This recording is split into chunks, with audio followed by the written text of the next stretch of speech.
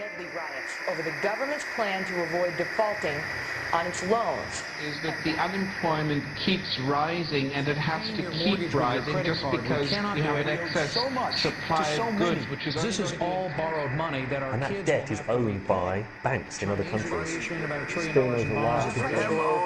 here at home. In the form of a convenient personal loan. A filter cigarette that delivers the taste, and 45 malt liquor. Are you hot? Quite some time ago, by a second, America is sponsoring I first learned it from my grandmother. Now, my grandmother was a wonderful person. She taught me how to play the game Monopoly. She understood that the name of the game is to acquire. She would accumulate everything she could, and eventually she became the master of the board. And then she would always say the same thing to me. She'd look at me and she'd say, "One day, you'll learn to play the game." One summer, I played Monopoly almost every day, all day long. And that summer, I learned to play the game. I came to understand the only way to win is to make a total commitment to acquisition. I came to understand that money and possessions, that's the way that you keep score. And by the end of that summer, I was more ruthless than my grandmother. I was ready to bend the rules if I had to win that game. And I sat down with her to play that fall. I took everything she had. I watched her give her last dollar and quit in utter defeat. And then she had one more thing to teach me. Then she said, "Now it all goes back in the box." All those houses and hotels, all the railroads and utility companies, all that property and all that wonderful money. Now it all goes back in the box. None of it was really yours. You got all heated up about it for a while. But it was around a long time before you sat down at the board. And it will be here after you're gone. Players come and players go. Houses and cars, titles and clothes, even your body. Because the fact is that everything I clutch and consume and hoard is going to go back in the box, and I'm going to lose it all. You have to ask yourself, when you finally get the ultimate promotion, when you've made the ultimate purchase, when you buy the ultimate home, when you have stored up financial security and climbed the ladder of success to the highest rung you can possibly climb it, and the thrill wears off, and it will wear off, then what? How far do you have to walk down that road before you see where it leads? Surely you understand, it'll never be enough. So you have to ask yourself the question, what matters?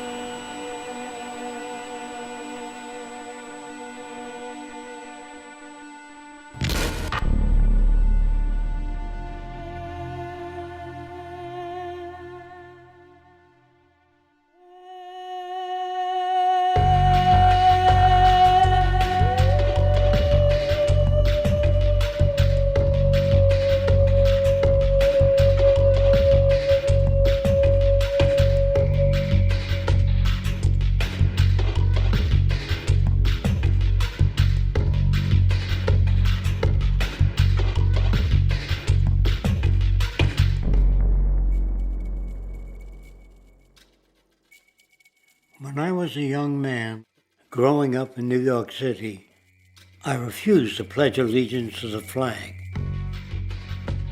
Of course, I was sent to the principal's office, and he asked me, "Why don't you want to pledge allegiance?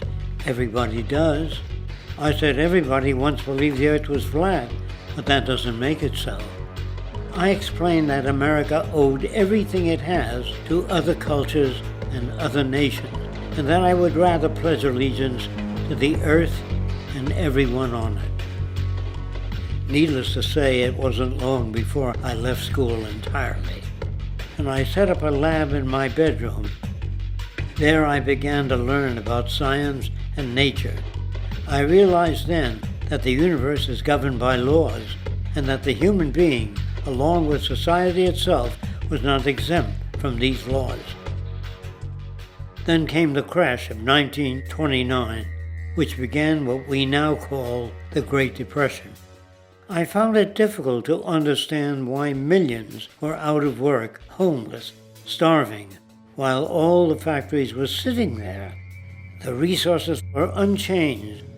It was then that I realized that the rules of the economic game were inherently invalid. Shortly after came World War II, where various nations took turns systematically destroying each other. I later calculated that all the destruction and wasted resources spent on that war could have easily provided for every human need on the planet. Since that time, I have watched humanity set the stage for its own extinction. I have watched as the precious finite resources are perpetually wasted and destroyed in the name of profit and free markets. I have watched the social values of society be reduced into a base artificiality of materialism and mindless consumption. And I have watched as the monetary powers control the political structure of supposedly free societies. I'm 94 years old now, and I'm afraid my disposition is the same as it was 75 years ago. This shit's got to go.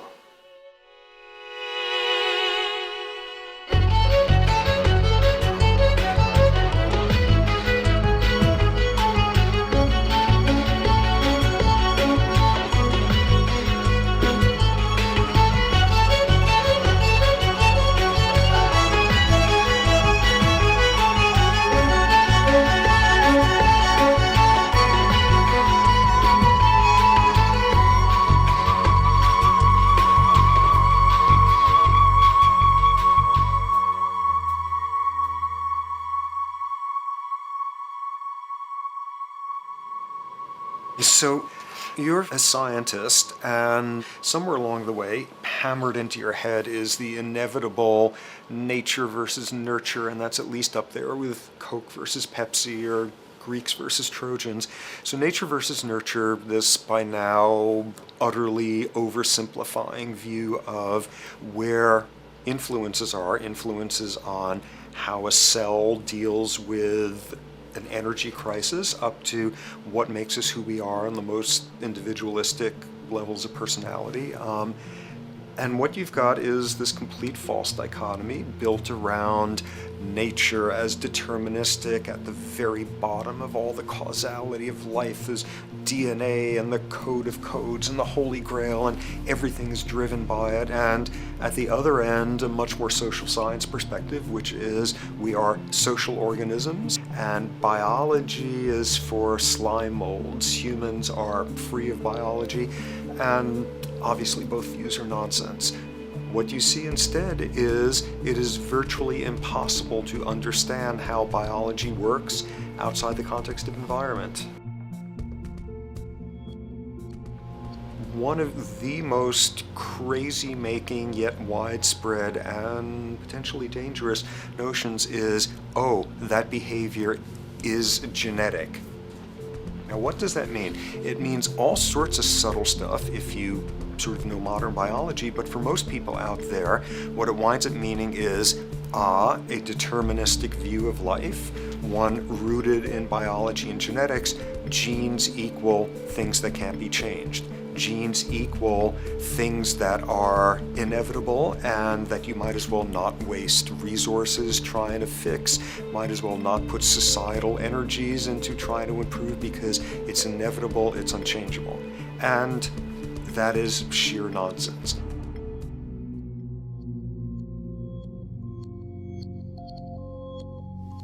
It is widely thought that conditions like ADHD are genetically programmed, conditions like schizophrenia are genetically programmed. The truth is the opposite. Nothing is genetically programmed. They're very rare diseases. I mean, a small handful, extremely sparsely represented in the population that are truly genetically determined. Most complex conditions might have a predisposition that is a genetic component, but a predisposition is not the same as a predetermination.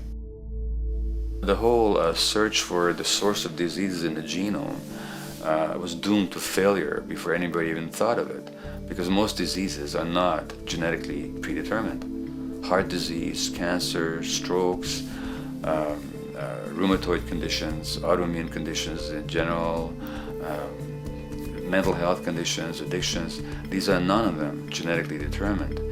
Breast cancer, for example, out of 100 women with breast cancer, only 7 will carry the breast cancer genes. 93 do not. And out of 100 women who do have the genes, not all of them will get cancer.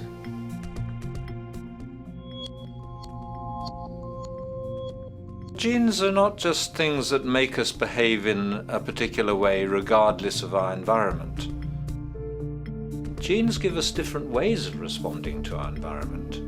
And in fact, it looks as if some of the early childhood influences of a kind of child rearing affects gene expression, actually turning on and off different genes to put you on a different developmental track, which may suit the kind of world you've got to deal with.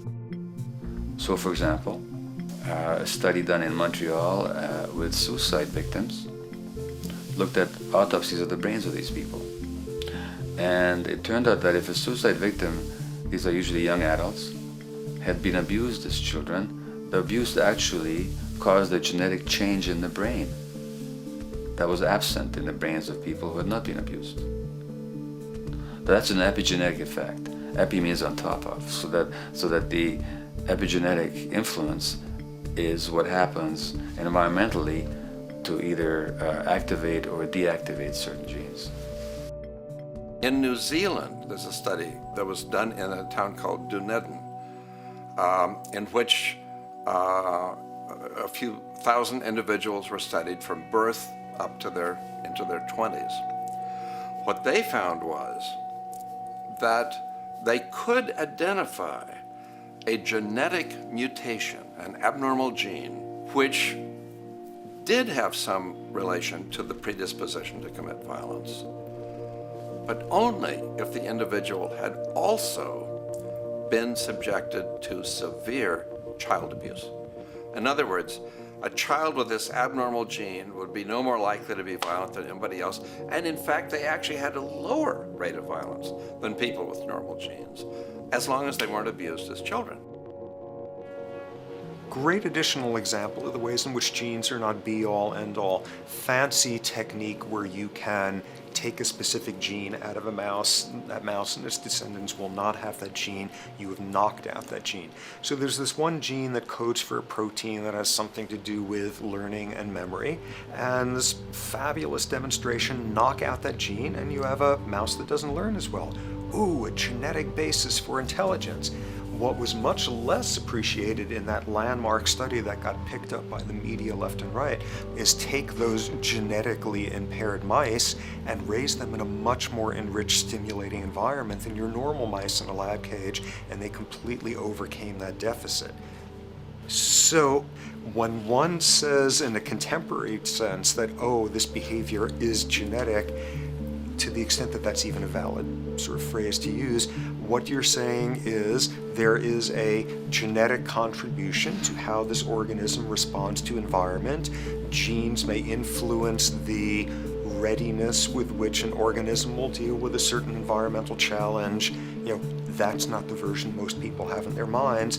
And not to be too soapboxing, but run with the old sort of version of it's genetic, and it's not that far from a history of eugenics and things of that sort. It's a widespread misconception, and it's a potentially fairly dangerous one. One reason that the sort of biological explanation for violence, one reason that hypothesis is potentially dangerous, it's not just misleading, it can really do harm, is because if you believe that, you could very easily say, well, there's nothing we can do to change the predisposition people have to becoming violent.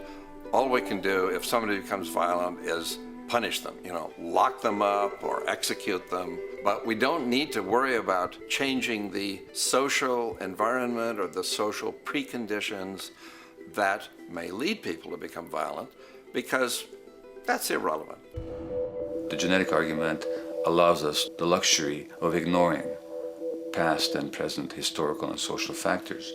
And in the words of Louis Menand, he wrote in the New Yorker, very astutely, he said, "It's all in the genes, an explanation for the way things are that does not threaten the way things are. Why should someone feel unhappy or engage in antisocial behavior when that person is living in the freest and most prosperous nation on earth? It can't be the system. There must be a flaw in the wiring somewhere," which is a good way of putting it. So the genetic argument is simply a cop-out, which allows us to ignore the social and economic and political factors that in fact underlie many troublesome behaviors.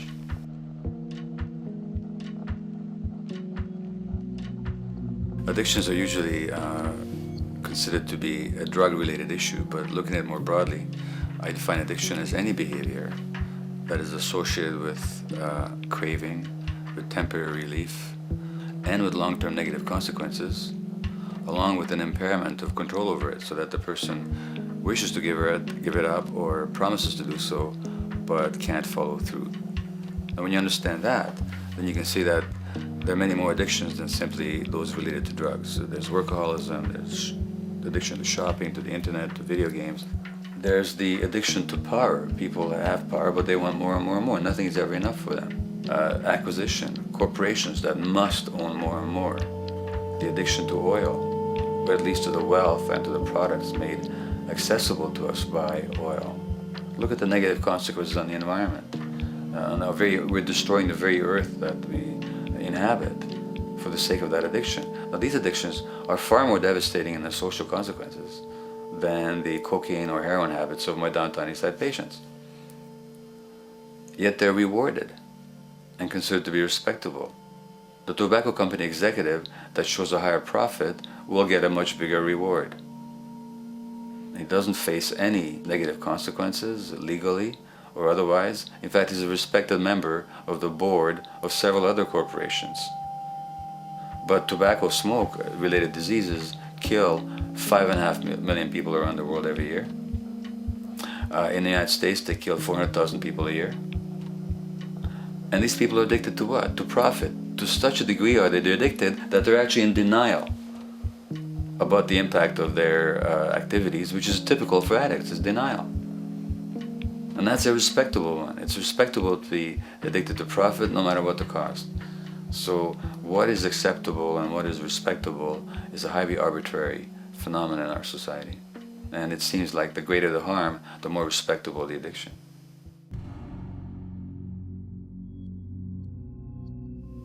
There's a general myth that drugs in themselves are addictive. In fact, the war on drugs is predicated on the idea that if you interdict the sources of drugs, you can deal with addiction that way.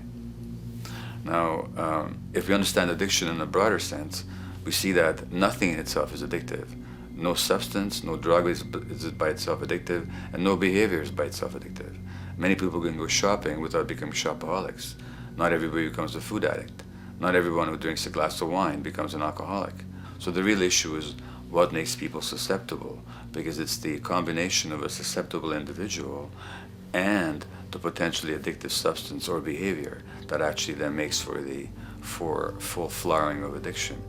In short, it's not the drug that's addictive, it's the question of the susceptibility of the individual to being addicted to a particular substance or behavior. If we wish to understand what then makes some people susceptible, we actually have to look at their life experience. The old idea, although it's old, but it's still broadly held, that addictions are due to some genetic cause is simply scientifically untenable.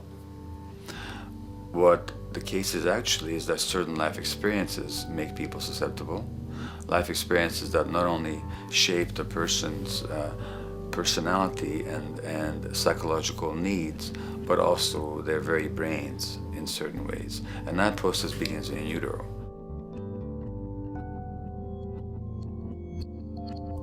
It's been shown, for example, that if you stress mothers during pregnancy, their children are more likely to have traits that predispose them to addictions.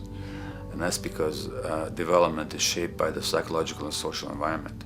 So the biology of human beings is very much affected by and programmed by their life experiences beginning in utero.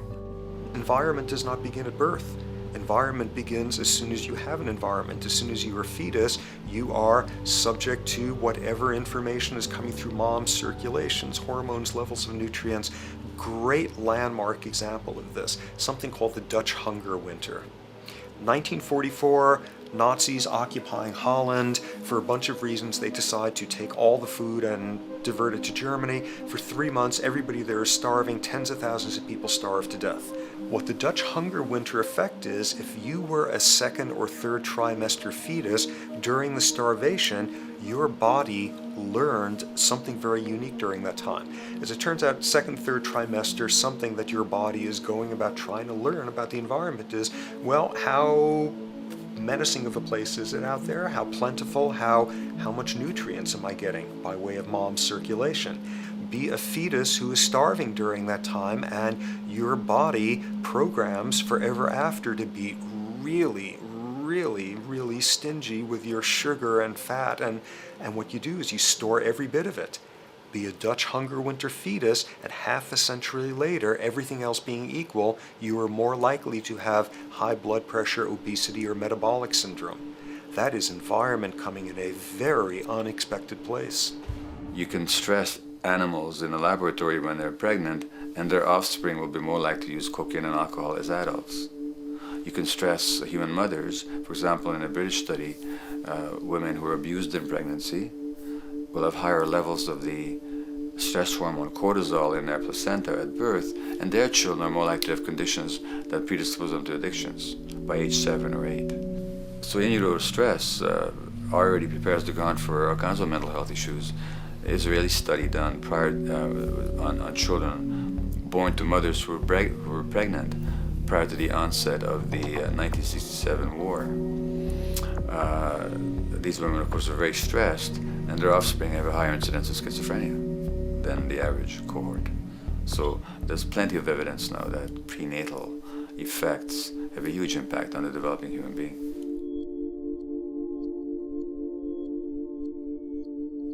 The point about human development, and specifically human brain development, is that it occurs mostly under the impact of the environment and mostly after birth. Now, if you compare us to a horse, which can run on the first day of life, we see that we are very undeveloped. We can't muster that much neurological coordination, balance, muscle strength, visual acuity until a year and a half, 2 years. And that's because the brain development that in the horse happens in the safety of the womb, in a human being has to happen after birth. And that has to do with simple evolutionary logic. As the head gets larger, which is what makes us into human beings, the burgeoning of the forebrain is what creates the human species, actually. At the same time, we walk on 2 legs, so our pelvis narrows to accommodate that. So now we have a narrower pelvis, a larger head. Bingo, we have to be born prematurely. And that means that the brain development that in other animals occurs in utero, in us, occurs after birth. And much of that under the impact of the environment. And The concept of neural Darwinism simply means that the circuits that get the appropriate input from the environment will develop optimally, and the ones that don't will either not develop optimally or perhaps not at all. If you take a child with perfectly good eyes at birth and you put him in a dark room for 5 years, he'll be blind thereafter for the rest of his life, because the circuits of vision require light waves for their development. And without that, even the rudimentary circuits present and active at birth will atrophy and die, and new ones will not develop. There's a significant way in which early experiences shape adult behavior, and even and especially early experiences for which there's no recall memory. It turns out that there are two kinds of memory. There is explicit memory, which is recall. This is when you can call back facts, details, episodes, circumstances. But the structure in the brain, which is called the hippocampus, which encodes recall memory, it doesn't even begin to develop fully until 1.5 years, and it's not fully developed till much later, which is why hardly anybody has any recall memory prior to 18 months. But there's another kind of memory, which is called implicit memory, which is in fact an emotional memory, where the emotional impact and the interpretation that the child makes of those emotional experiences is ingrained in the brain in the form of nerve circuits ready to fire without specific recall. So to give you a clear example, people who are adopted have a lifelong sense of rejection very often. They can't recall the adoption, they can't recall the separation from birth mother, because there's nothing there to recall with. But the emotional memory of separation and rejection is deeply embedded in their brains. Hence, they're much more likely to experience a sense of rejection and a great emotional upset when they perceive themselves as being rejected than other people. That's not unique to people who are adopted, but it's particularly strong in them because of this function of implicit memory. People who are addicted, given that they, according to all the research literature, certainly in my experience, the hardcore addicts virtually were all significantly abused as children or suffered severe emotional loss. Their emotional or implicit memories are those of a world that's not safe and not helpful, caregivers who are not to be trusted, and relationships that are not safe enough to open up to vulnerably. And hence their responses tend to be to keep themselves separate from really intimate relationships, not to trust caregivers, doctors and other people who are trying to help them, and generally see the world as an unsafe place. And that's strictly a function of implicit memory, which sometimes has to do with incidents they don't even recall.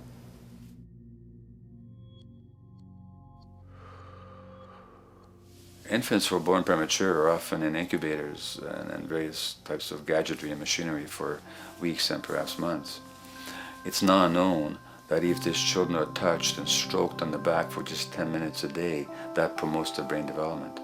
So human touch is essential for development. And in fact, infants who are never picked up will actually die. That's how much of a fundamental need being held is to human beings. In our society, there's an unfortunate tendency to tell parents not to pick up their kids, not to hold them, not to pick up babies who are crying for fear of spoiling them, or to encourage them to sleep through the night. You don't pick them up, which is just the opposite of what the child needs. And these children might go back to sleep because they give up and their brains just shut down as a way of defending against the vulnerability of being abandoned really by their parents. But their implicit memories will be that of a world that doesn't give a damn.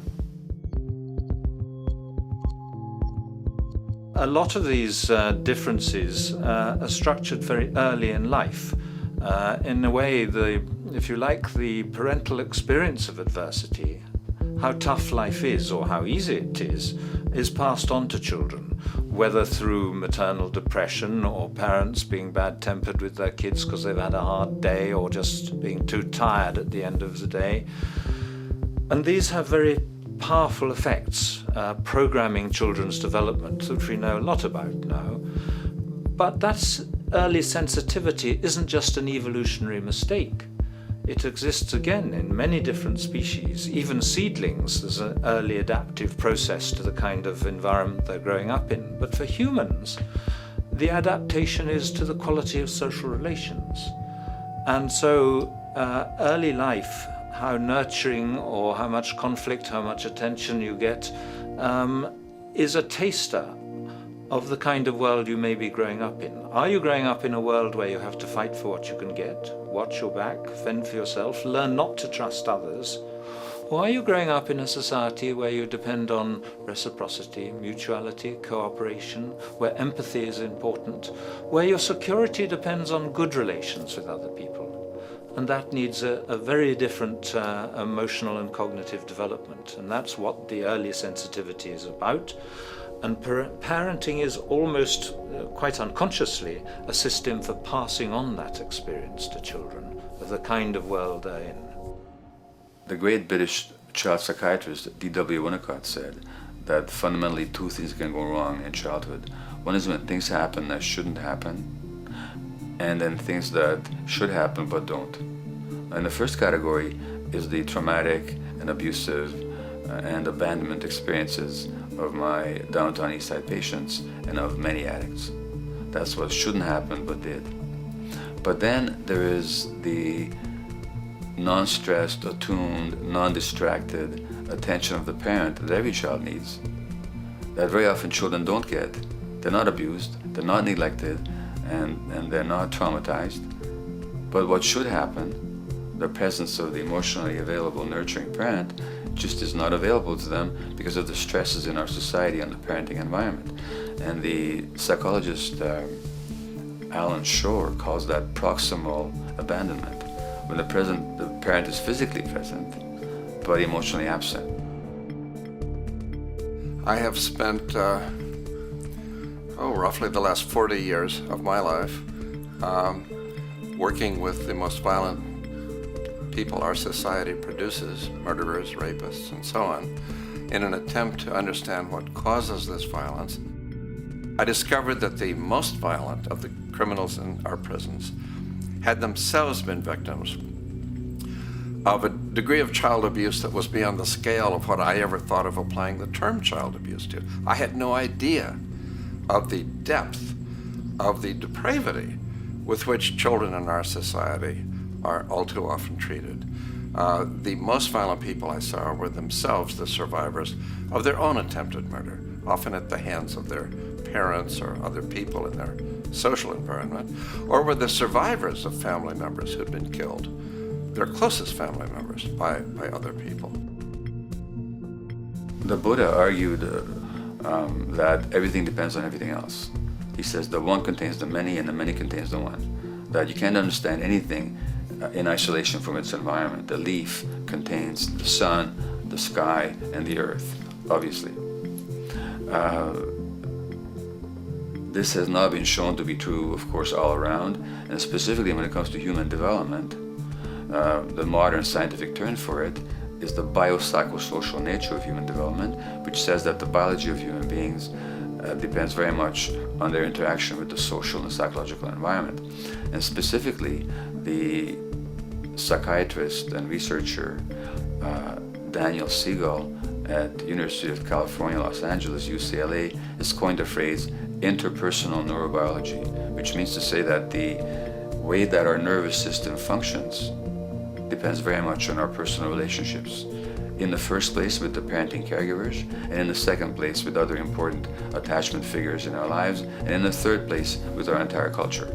So that you can't separate the neurological functioning of a human being from the environment in which he or she grew up in and continues to exist in. And this is true throughout the life cycle. It's particularly true when you're dependent and helpless and your brain is developing, but it's true even in adults and even at the end of life.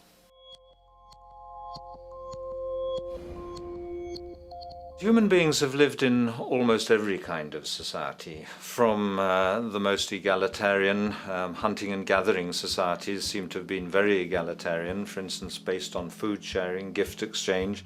Small bands of people living predominantly off of foraging, but a little bit of hunting.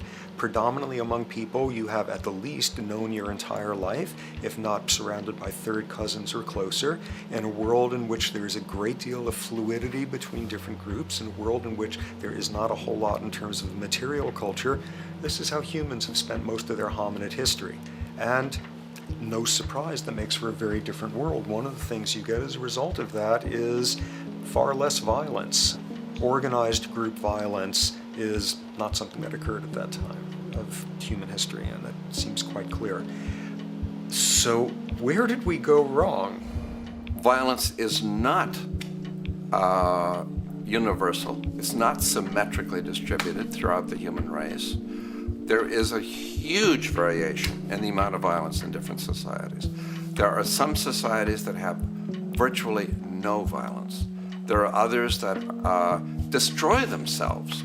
Some of the Anabaptist religious groups that are complete, strict pacifists, like the Amish, the Mennonites, the Hutterites. Among some of these groups, the Hutterites, there are no recorded cases of homicide. During our major wars, like World War II, where people were being drafted, they would refuse to serve in the military. They would go to prison rather than serve in the military.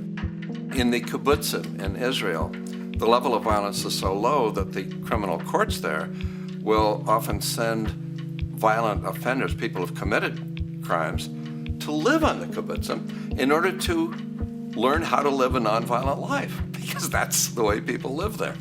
So we are amply shaped by society. Our societies in the broader sense, including our theological, our metaphysical, our linguistic influences, etc., our societies help shape us as to whether or not we think life is basically about sin or about beauty, whether the afterlife will carry a price for how we live our lives or if it's irrelevant. In a broad sort of way, different large societies could be termed as individualistic or collectivist, and you get very different people and different mindsets, and I suspect different brains coming along with that. We in America are in one of the most individualistic of societies, and capitalism being a system that allows you to go higher and higher up a potential pyramid, and the deal is it comes with fewer and fewer safety nets. By definition, the more stratified a society is, the fewer people you have as peers, the fewer people with whom you have symmetrical, reciprocal relationships, and instead all you have are differing spots and endless hierarchies. And a world in which you have few reciprocal partners is a world with a lot less altruism.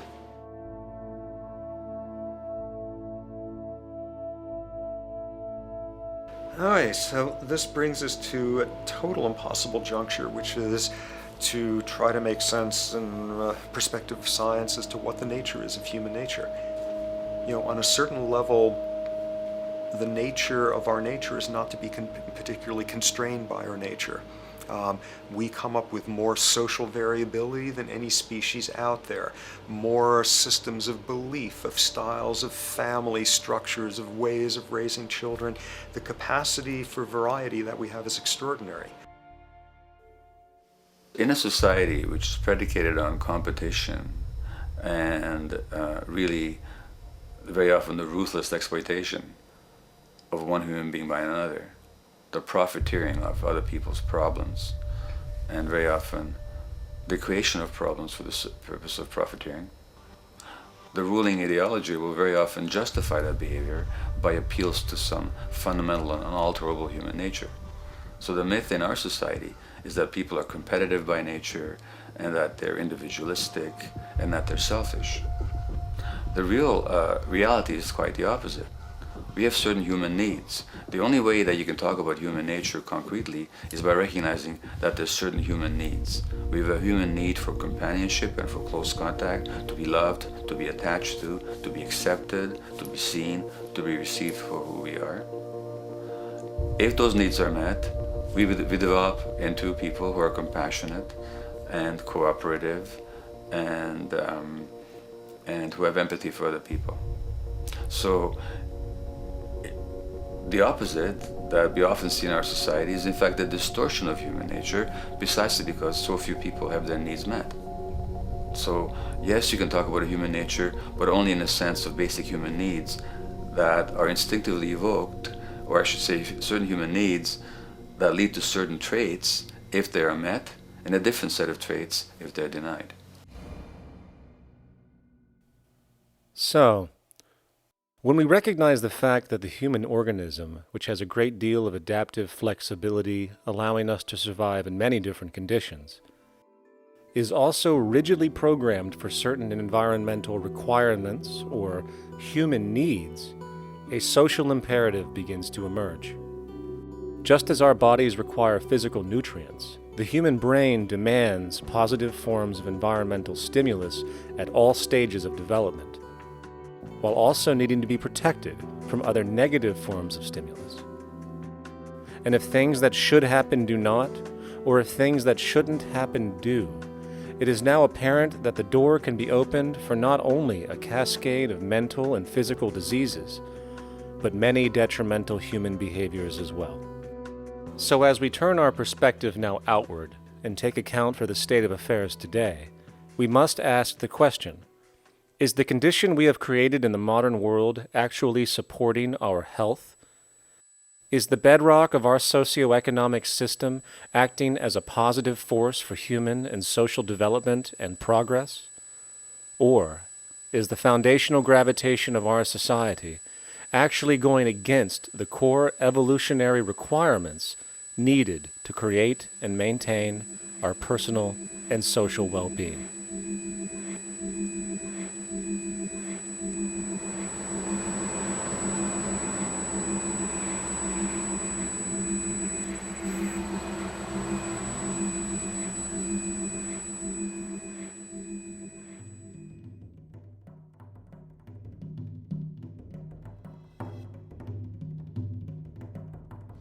So one might ask, where did this all begin?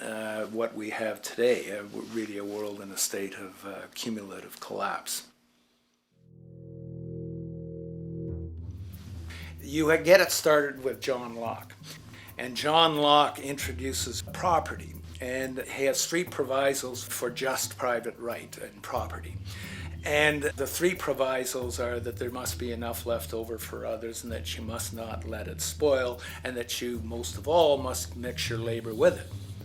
It seems justified. You mix your labor with the world, then you're entitled to the product, and as long as there's enough left over for others, and as long as it doesn't spoil, you don't allow anything to go to waste, that's okay. Well, he spends a long time of his famous treatise of government, and it's since been the canonical text for economic and political and legal understanding. Is still the classic text of study. Well, what he did is, after he gives the provisos, and you're almost thinking at the time whether you're for private property or not, he's given a very good and plausible and powerful defense of private property here. Well, he drops them. He drops them like that, right in one sentence. He says, well, once the introduction of money came in by men's tacit consent, then it became, and he doesn't say all the provisos are canceled, erased, but that's what happens. So now we have not product and your property earned by your own labor. Oh no, money buys labor now. There's no longer consideration of whether there's enough left over for others. There's no longer consideration of whether it spoils, because he says, well, money's like silver and gold can't spoil, therefore monies can't be responsible for waste, which is ridiculous. We're not talking about money and silver, we're talking about what its effects are. It's one non sequitur after another. Just the most startling logical legerdemain that he gets away with here. But it fits the interests of capital owners. Then Adam Smith comes along, and what he adds is the religion to this. Locke started with God made it all this way. This is God's right. And now we get also with Smith coming along and says it's not only God's, I mean, he's not saying this, but this is what's happening philosophically in principle. He's saying it's not only a question of private property, that's all now presupposed, is given. And that there's money investors that buy labor, given. That there's no limit to how much they can buy of other men's labor, how much they can accumulate, how much inequality, that's all given now. And so he comes along, and what his big idea is, and again, it's just introduced in parentheses, en passant.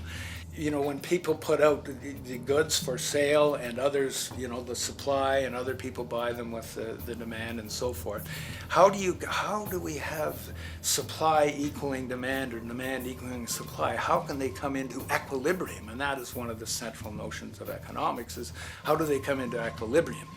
And he says it's the invisible hand of the market that brings them into equilibrium. So now we have God is actually immanent. He just didn't give the rights to property and how, all its wherewithal and its natural rights of doing all that Locke said. Now we have the system itself as God. In fact, Smith says, when he talks, and you'll never find this quoted, you'll have to read the whole of the Inquiry into the Wealth of Nations. He says, the scantiness of subsistence sets limits to the reproduction of the poor, and that nature can deal with this in no other way than elimination of their children. So he anticipated evolutionary theory in the worst sense. This is well before Darwin. And so he called them the race of laborers. So you can see there was inherent racism built in here. There was an inherent acceptance, life blindness to kill innumerable children. And he thought, well, that's the invisible hand making supply meet demand and demand meet supply. So see how wise God is. So you can see a lot of the really virulent, life-destructive, eco-genocidal things that are going on now have, in a way, a thought gene back in Smith too. When we reflect on the original concept of the so-called free market capitalist system, as initiated by early economic philosophers such as Adam Smith, we see that the original intent of a market was based around real, tangible, life-supporting goods for trade. Adam Smith never fathomed that the most profitable economic sector on the planet would eventually be in the arena of financial trading or so-called investment, where money itself is simply gained by the movement of other money in an arbitrary game which holds zero productive merit to society. Yet, regardless of Smith's intent, the door for such seemingly anomalous advents was left wide open by one fundamental tenet of this theory. Money is treated as a commodity in and of itself. Today, in every economy of the world, regardless of the social system they claim, money is pursued for the sake of money and nothing else. The underlying idea, which was mysteriously qualified by Adam Smith with his religious declaration of the invisible hand, is that the narrow, self-interested pursuit of this fictional commodity will somehow magically manifest human and social well-being and progress.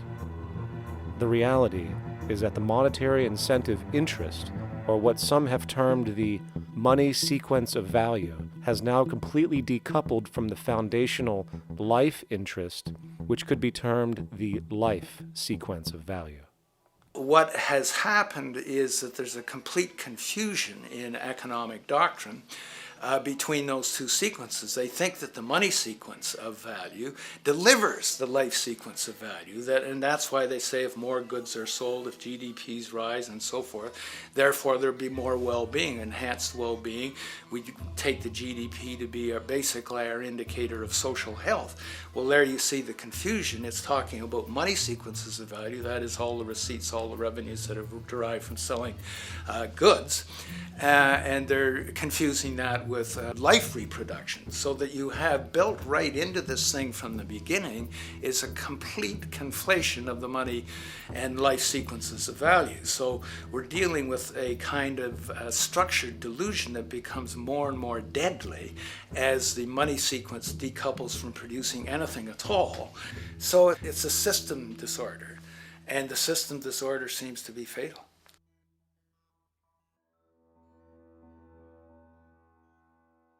In society today, you seldom hear anyone speak of the progress of their country or society in terms of their physical well-being, state of happiness, trust, or social stability. Rather, the measures are presented to us through economic abstractions. We have the gross domestic product, the consumer price index, the value of the stock market, rates of inflation, and so on. But does this tell us anything of real value as to the quality of people's lives? No, all these measures have to do with the money sequence itself and nothing more.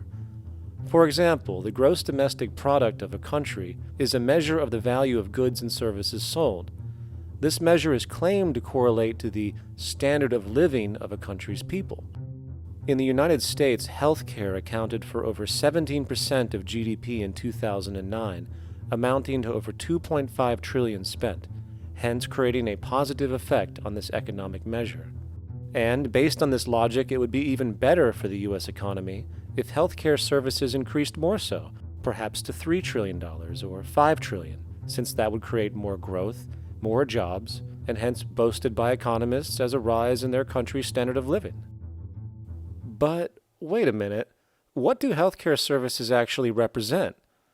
Well, sick and dying people. That's right, the more unhealthy people there are in America, the better the economy.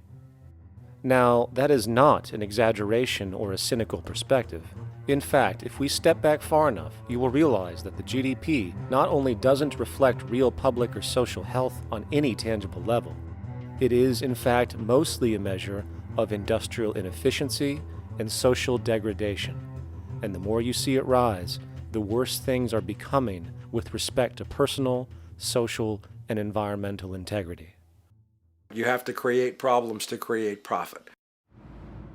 There is no profit under the current paradigm in saving lives, putting balance on this planet, having justice and peace or anything else. There's just no profit there. There's an old saying, pass a law, create a business. Whether you're creating a business for a lawyer or whatever. So, crime does create business, just like destruction creates business in Haiti. We have now roughly 2 million people incarcerated in this country, and of those, many of them are in prisons run by private corporations, Corrections Corporation of America, Wackenhut, who trade their stock on Wall Street based upon how many people are in jail. Now that's sickness, but that is a reflection of what this economic paradigm calls for.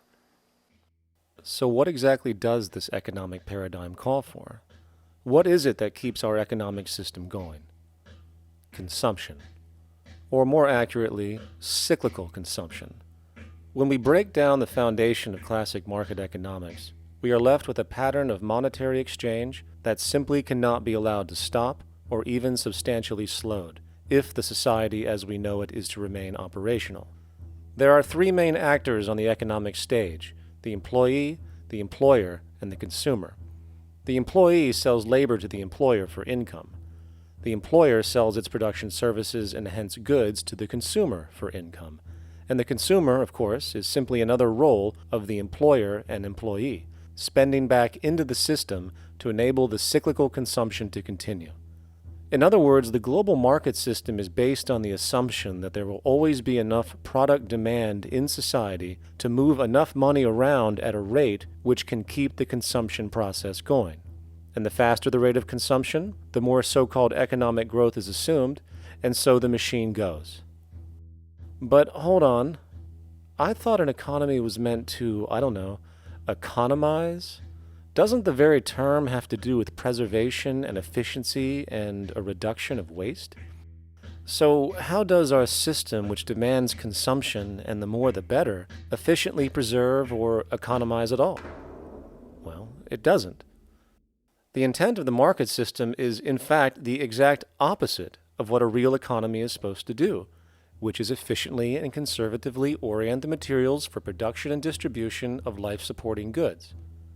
We live on a finite planet with finite resources, where, for example, the oil we utilize took millions of years to develop, where the minerals we use took billions of years to develop.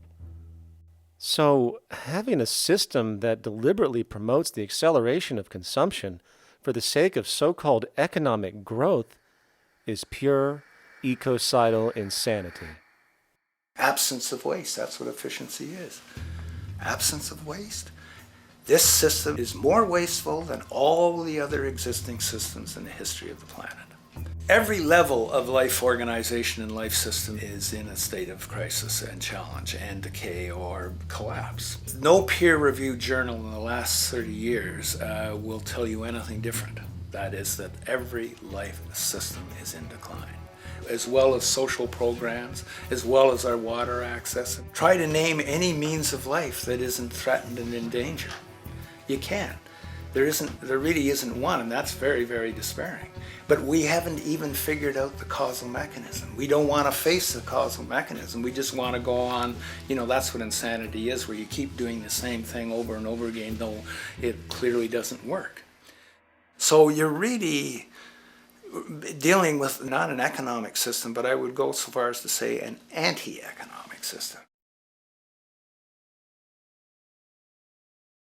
There's an old saying that the competitive market model seeks to create the best possible goods at the lowest possible prices.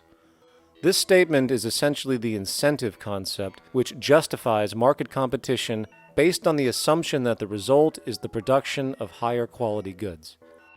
If I was going to build myself a table from scratch, I would naturally build it out of the best, most durable materials possible, right? With the intent for it to last as long as possible. Why would I want to make something poor, knowing I would have to eventually do it again and expend more materials and more energy? Well, as rational as that may seem in the physical world, when it comes to the market world, it is not only explicitly irrational, it is not even an option.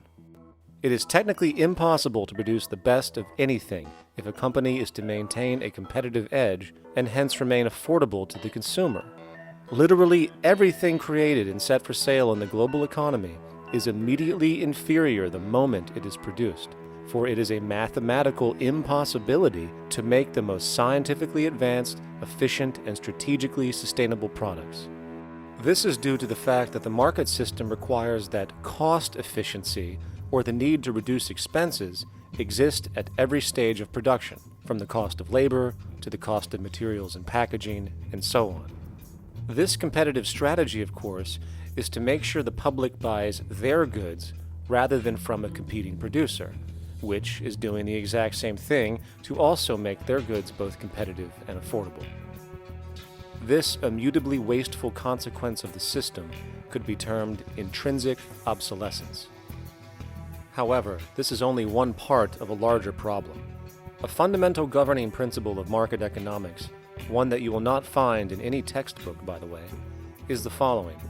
Nothing produced can be allowed to maintain a lifespan longer than what can be endured in order to continue cyclical consumption. In other words, it is critical that stuff break down, fail, and expire within a certain amount of time.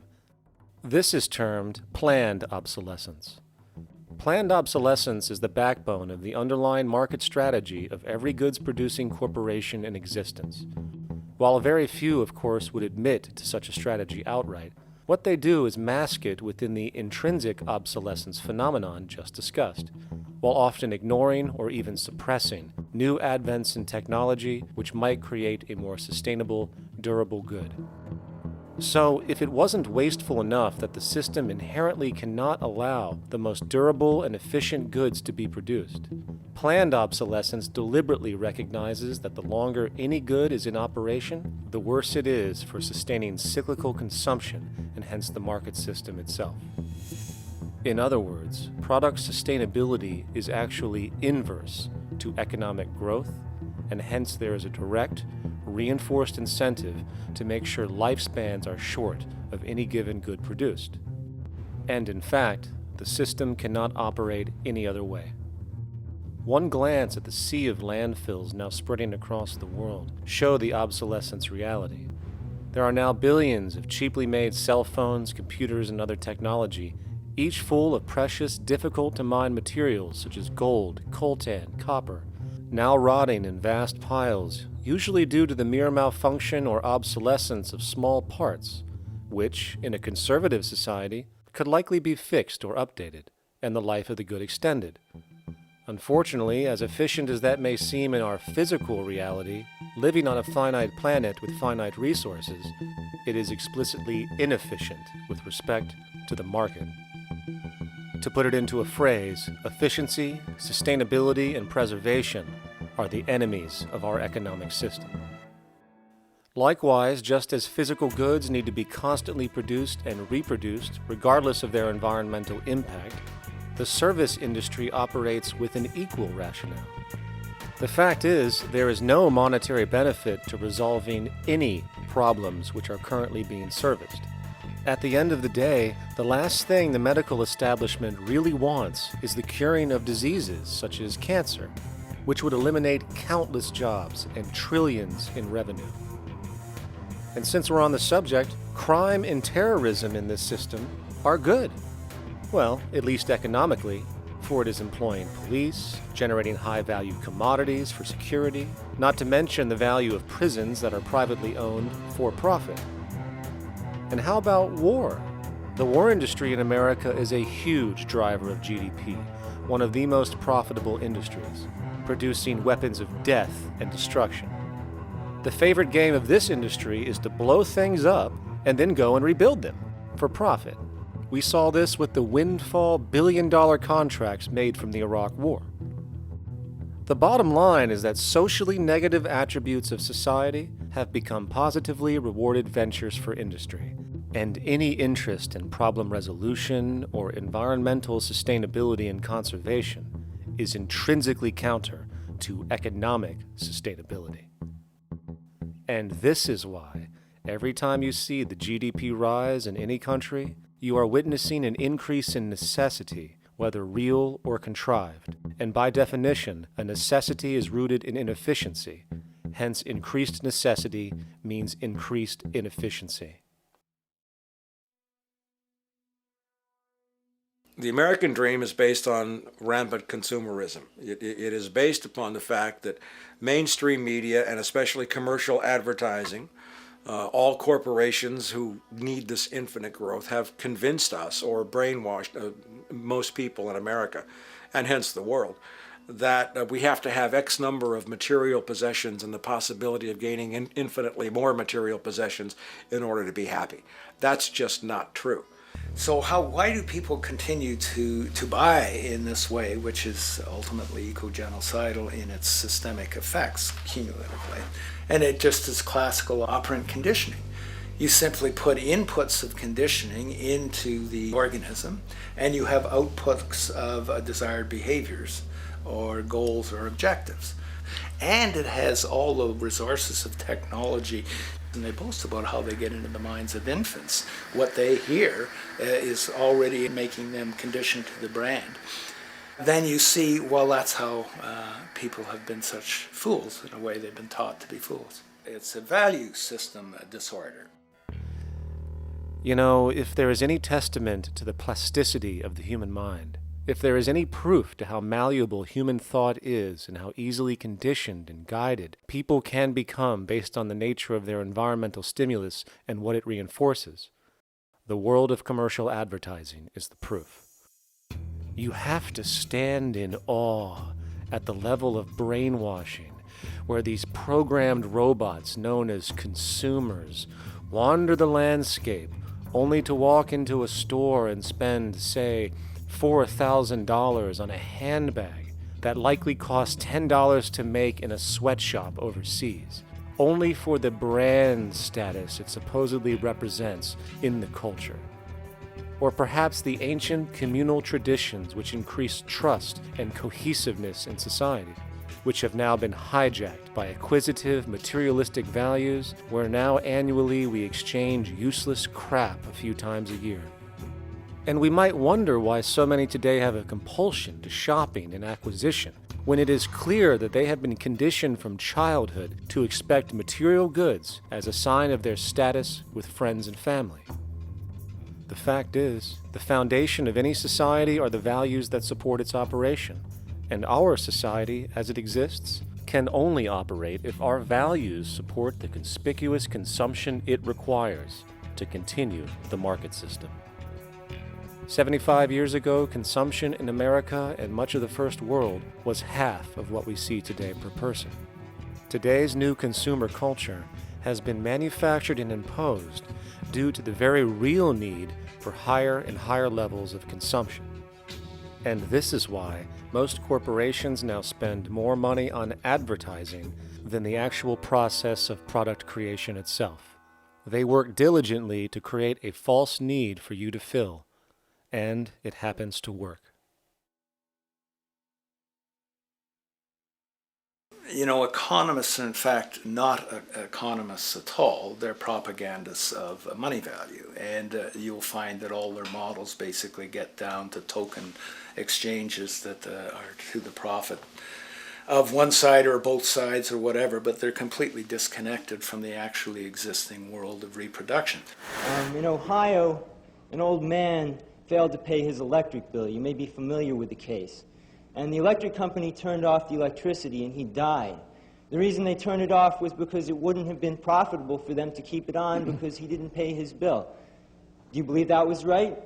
The responsibility really lies not on the electric company for turning it off, but on those of this man's neighbors and friends and associates who are not charitable enough to enable him as an individual to meet the electric bill. Did I hear that right? Did he just say the death of a man caused by not having money was the responsibility of other people, or in effect, charity? Well then, I guess we're going to need a whole lot of infomercials, little miserable coin slot donations for bodega counters, and a bunch of pickle jars for the billion people now starving to death on this planet because of the very system Milton Friedman promotes. Whether you are dealing with the philosophies of Milton Friedman, F.A. Hayek, John Maynard Keynes, Ludwig von Mises, or any other major market economist, the basis of rationale rarely leaves the money sequence. It is like a religion. Consumption analysis, stabilization policies, deficit spending, aggregate demand. It exists as a never-ending, self-referring, self-rationalizing circle of discourse where universal human need, natural resources, or any form of physical life-supporting efficiency is ruled out by default and replaced by the singular notion that humans seeking advantage over each other for money alone, motivated by their own narrow self-interest, will magically create a sustainable, healthy, balanced society. There is no life coordinate in this whole theory, this whole doctrine. What are they doing? What are they doing? What they're doing is tracking money sequences. That's all it is tracking money sequences, presupposing everything that matters. One, that there's no life coordinates. Wow, no life coordinates. Two, that all the agents are self-maximizing preference seekers. That is, they think of nothing other than themselves and what they can get most for themselves. That's the notion, that's the ruling notion of rationality. Self-maximizing choice. And the only thing that they're interested in self-maximizing is money or commodities. Well, where does social relations come in? It doesn't, except in the exchange to self-maximize. Where do our natural resources come in? They don't, except to exploit. Where does the family come in as being able to survive? It doesn't. They have to have money in order to purchase any good. Well, shouldn't an economy deal somewhere with human need? Isn't that what the fundamental issue is, to satisfy human needs? Oh, need isn't even in your lexicon. You dissolve it into wants. And what is a want? That means money demand that wants to buy. Well, if it's money demand and wants to buy, it's got nothing to do with need, because it may be the person has no money demand and desperately needs, say, water supply. Or it may be money demand wants a gold toilet seat. Well, where does it all go? To the gold toilet seat. And you call this economics? Like, it's really, when one thinks of it, it's got to be the most bizarre delusion in the history of human thought. Now, so far we have focused on the market system, but this system is actually only one half of the global economic paradigm. The other half is the monetary system. While the market system deals with the interaction of people gaming for profit across the spectrum of labor, production, and distribution, the monetary system is an underlying set of policies set by financial institutions which create conditions for the market system, among other things. It includes terms we often hear, such as interest rates, loans, debt, the money supply, inflation, etc. And while you might want to pull your hair out listening to the gibberish coming from the monetary economists, modest preemptive actions can obviate the need of more drastic actions at a later date. The nature and effect of this system is actually quite simple. Our economy has, or the global economy has, three basic things that govern it. One is fractional reserve banking, banks printing money out of nothing. It's also based upon compound interest. When you borrow money, you have to pay back more than you borrowed, which means that you, in effect, create money out of thin air, again, which has to be serviced by creating still more money. We live in an infinite growth paradigm. The economic paradigm we live in now is a Ponzi scheme. It's nothing grows forever. It's not possible. As a great psychologist James Hillman wrote, the only thing that grows in a human body after a certain age is cancer.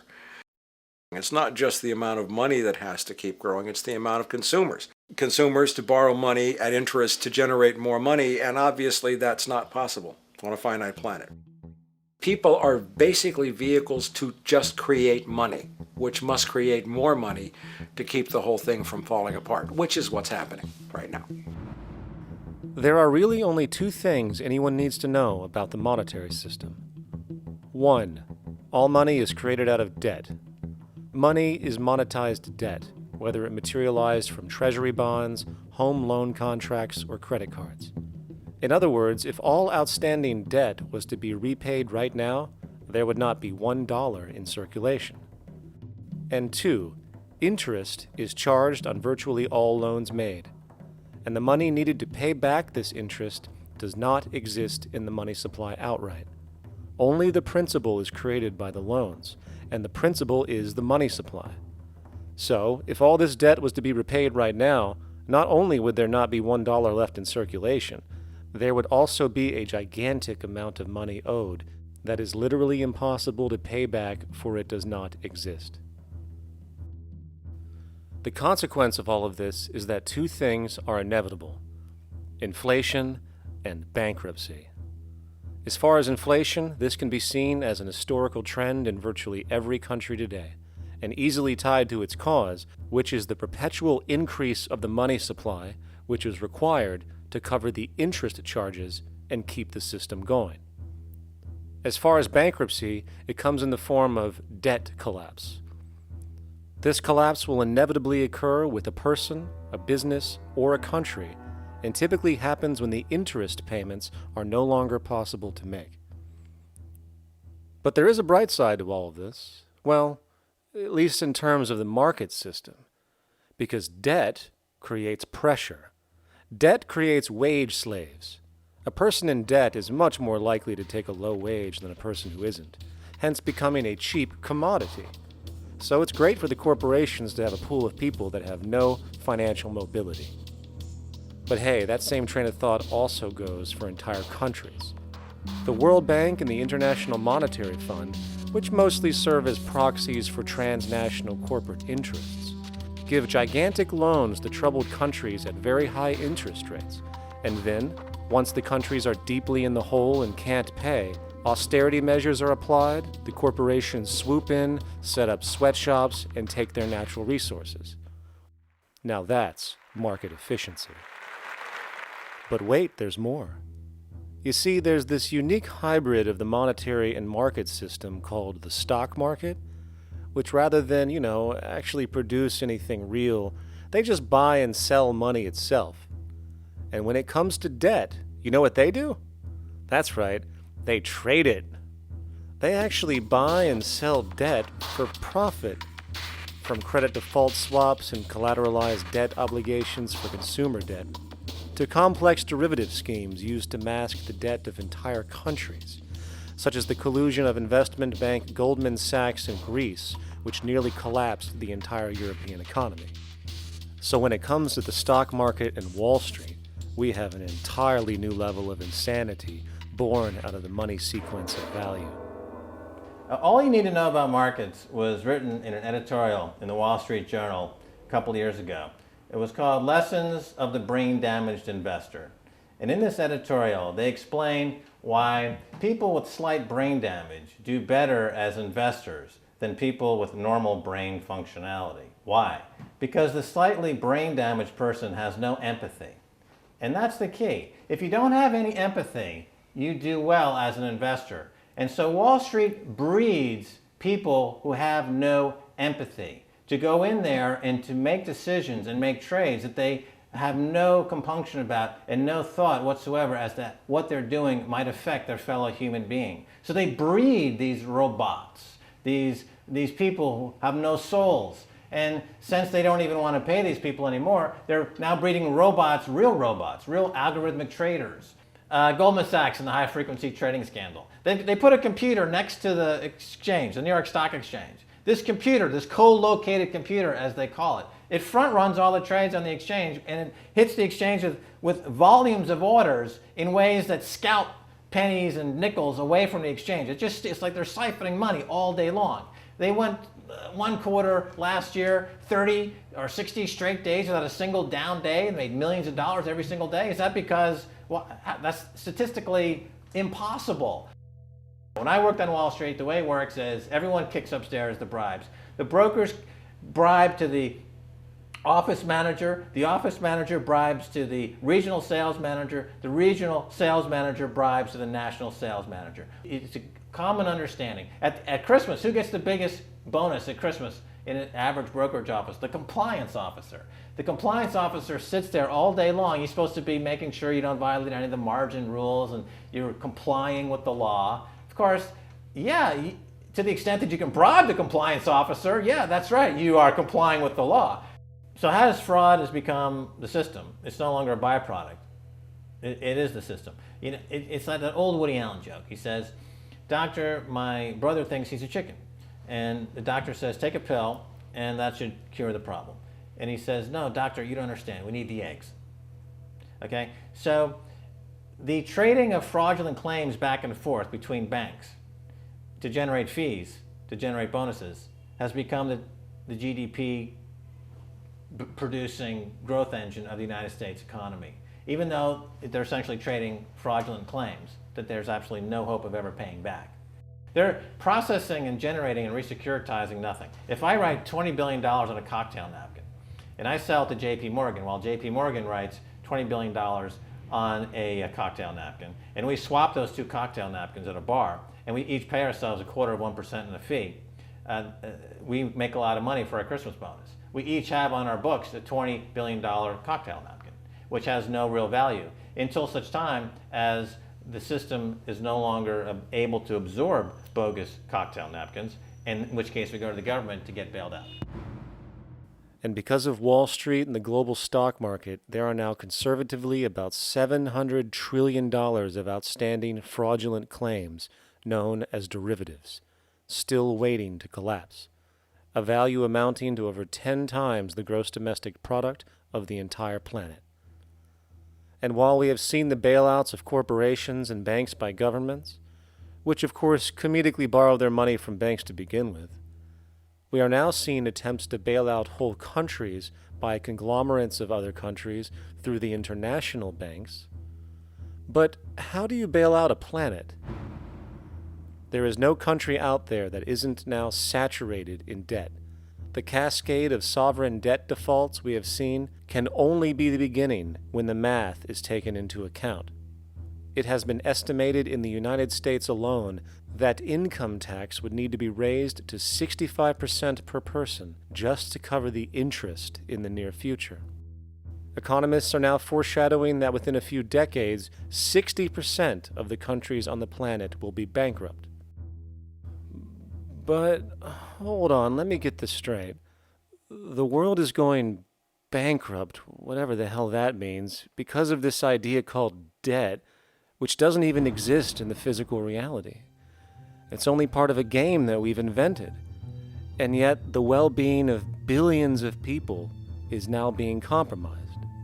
Extreme layoffs, tent cities, accelerating poverty, austerity measures imposed, schools shutting down, child hunger, and other levels of familial deprivation, all because of this elaborate fiction. What are we, fucking stupid?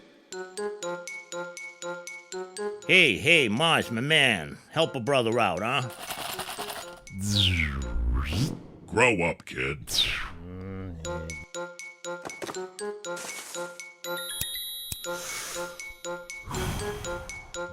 Saturn, what's up, man?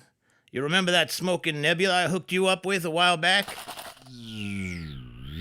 Listen, Earth, we're getting really tired of you. You've been given everything, and yet you waste it all.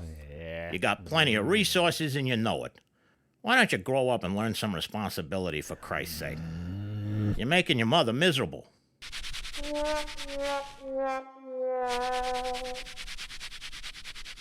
You're on your own, pal. Yeah, whatever.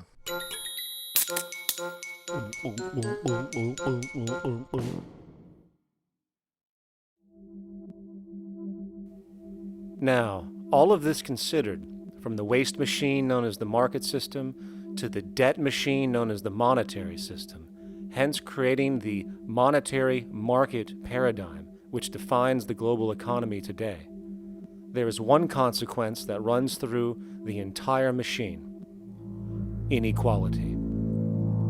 Whether it is the market system which creates a natural gravitation towards monopoly and power consolidation, while also generating pockets of wealthy industries that tower over others regardless of utility, such as the fact that top hedge fund managers on Wall Street now take home over $300 million a year for contributing literally nothing, while a scientist looking for a cure for a disease trying to help humanity might make $60,000 a year if they're lucky. Or whether it is the monetary system, which has class division built right into its structure. For example, if I have $1 million to spare and I put it into a CD at 4% interest, I will make $40,000 a year. No social contribution, no nothing. However, if I'm a lower class person and have to take loans to buy my car or home, I am paying in interest, which, in abstraction, is going to pay that millionaire with the 4% CD.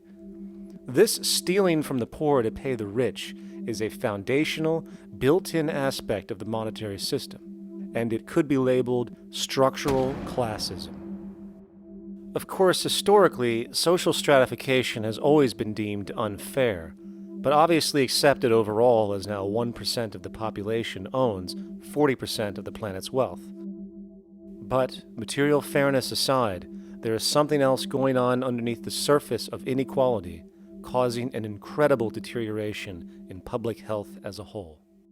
Well, I think people are often puzzled by the contrast between the material success of our societies, unprecedented levels of wealth, and the many social failings. I mean, you know, if you look at the rates of drug abuse or violence or self-harm amongst kids or mental illness, there's clearly something going deeply wrong with our societies.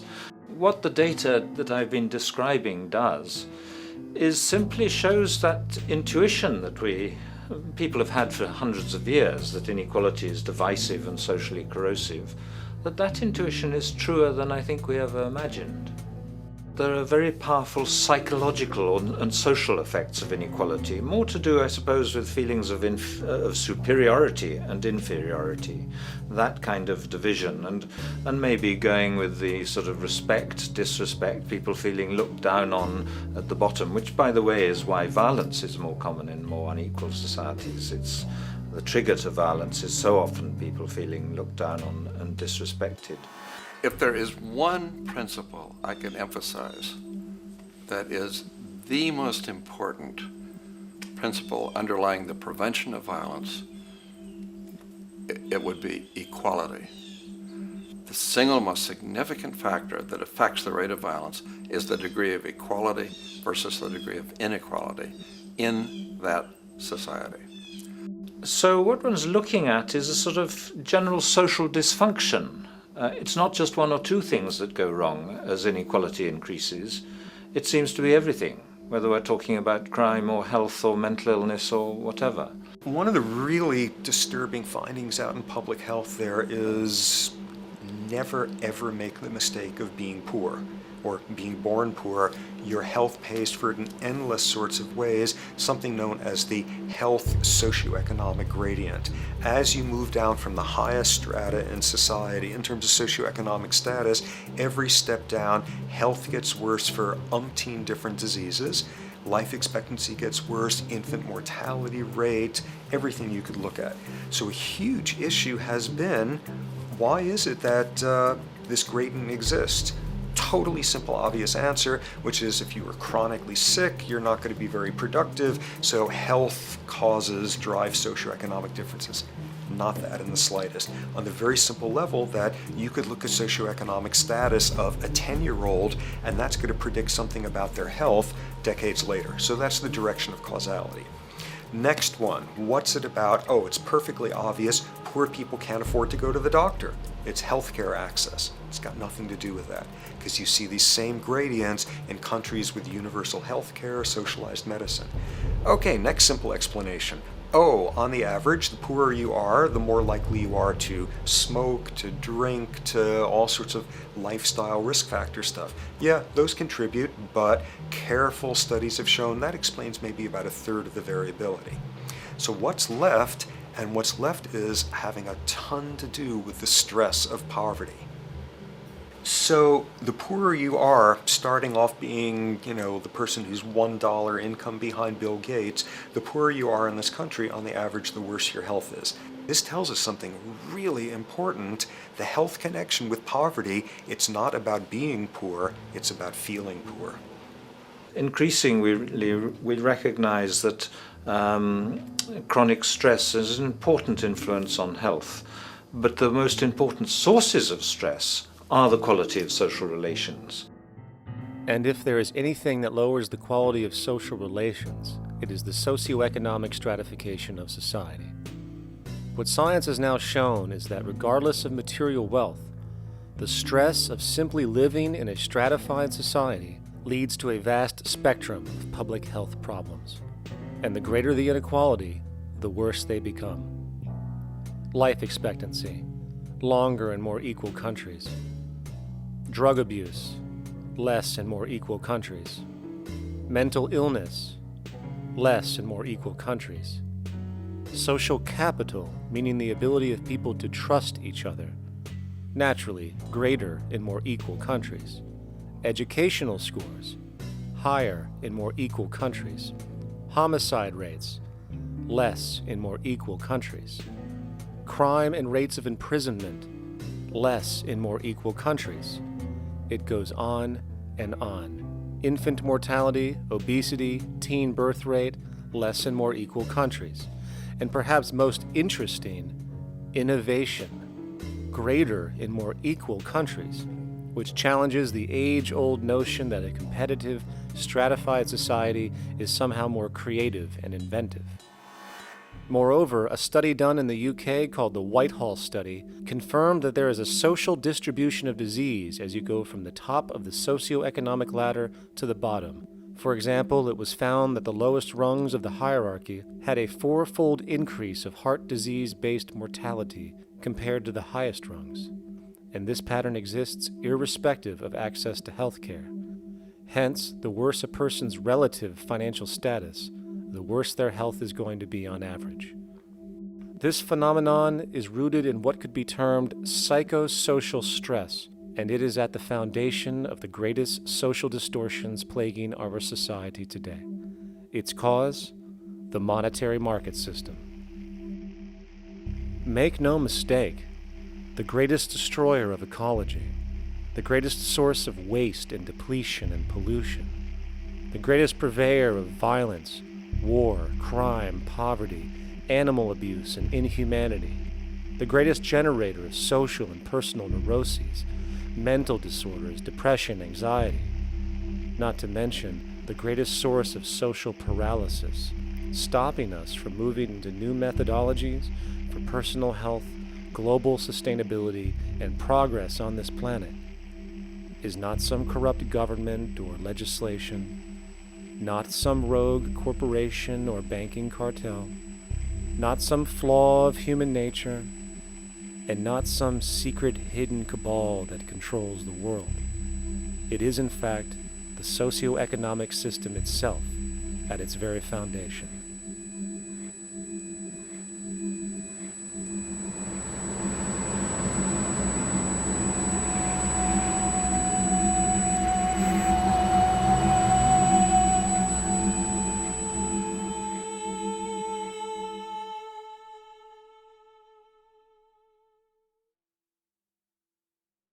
Let's imagine for a moment we had the option to redesign human civilization from the ground up. What if, hypothetically speaking, we discovered an exact replica of the planet Earth, and the only difference between this new planet and our current one is that human evolution had not occurred. It was an open palette. No countries, no cities, no pollution, no Republicans, just a pristine, open environment. So, what would we do? Well, first we need a goal, right? And it's safe to say that goal would be to survive. And not to just survive, but to do so in an optimized, healthy, prosperous way. Most people indeed desire to live, and they would prefer to do so without suffering. Therefore, the basis of this civilization needs to be as supportive and hence sustainable for human life as possible, taking into account the material needs of all the world's people, while trying to remove anything that could hurt us in the long run. That goal of, say, maximum sustainability understood, the next question regards our method. What kind of approach do we take? Well, let's see. Last I checked, politics was the method of social operation on Earth. So what do the doctrines of the Republicans, liberals, conservatives, or socialists have to say about societal design? Not a damn thing. Okay, then what about religion? Surely the great creator had to have left some blueprint somewhere. No, nothing I can find. Okay then, so what's left? It appears something called science. Science is unique in that its methods demand not only that the ideas proposed be tested and replicated, but everything science comes up with is also inherently falsifiable. In other words, unlike religion and politics, science has no ego, and everything it suggests accepts the possibility of being proven wrong eventually. It holds on to nothing and evolves constantly. Well, that sounds natural enough to me. So then, based on the current state of scientific knowledge in the early 21st century, along with our goal of maximum sustainability for the human population, how do we begin the actual process of construction? Well, the first question to ask, what do we need to survive? The answer, of course, are planetary resources. Whether it is the water we drink, the energy we use, the raw materials we utilize to create tools and shelter, the planet hosts an inventory of resources, many of which are demanded for our survival. So, given that reality, it then becomes critical to figure out what we have and where it is. This means we need to conduct a survey. We simply locate and identify every physical resource on the planet we can, along with the amount available at each location, from the deposits of copper, to the most potent locations for wind farms to produce energy, to the natural freshwater springs, to an assessment of the amount of fish in the ocean, to the most prime arable land for food cultivation, etc. But since we humans are going to be consuming these resources over time, we then realize that not only do we need to locate and identify, we also need to track. We need to make sure we don't run out of any of this stuff. That would be bad. And this means not only tracking our rates of use, but the rates of earthly regeneration as well, such as how long it takes for, say, a tree to grow or a spring to replenish. This is called dynamic equilibrium. In other words, if we use up trees faster than they can be grown back, we have a serious problem, for it is unsustainable. So then, how do we track this inventory, especially when we recognize that all of this stuff is scattered everywhere? We have large mineral mines in what we call Africa, energy concentrations in the Middle East, huge tidal power possibilities on the Atlantic coast of North America, the largest supply of freshwater in Brazil, etc. Well, once again, good old science has a suggestion. It's called systems theory.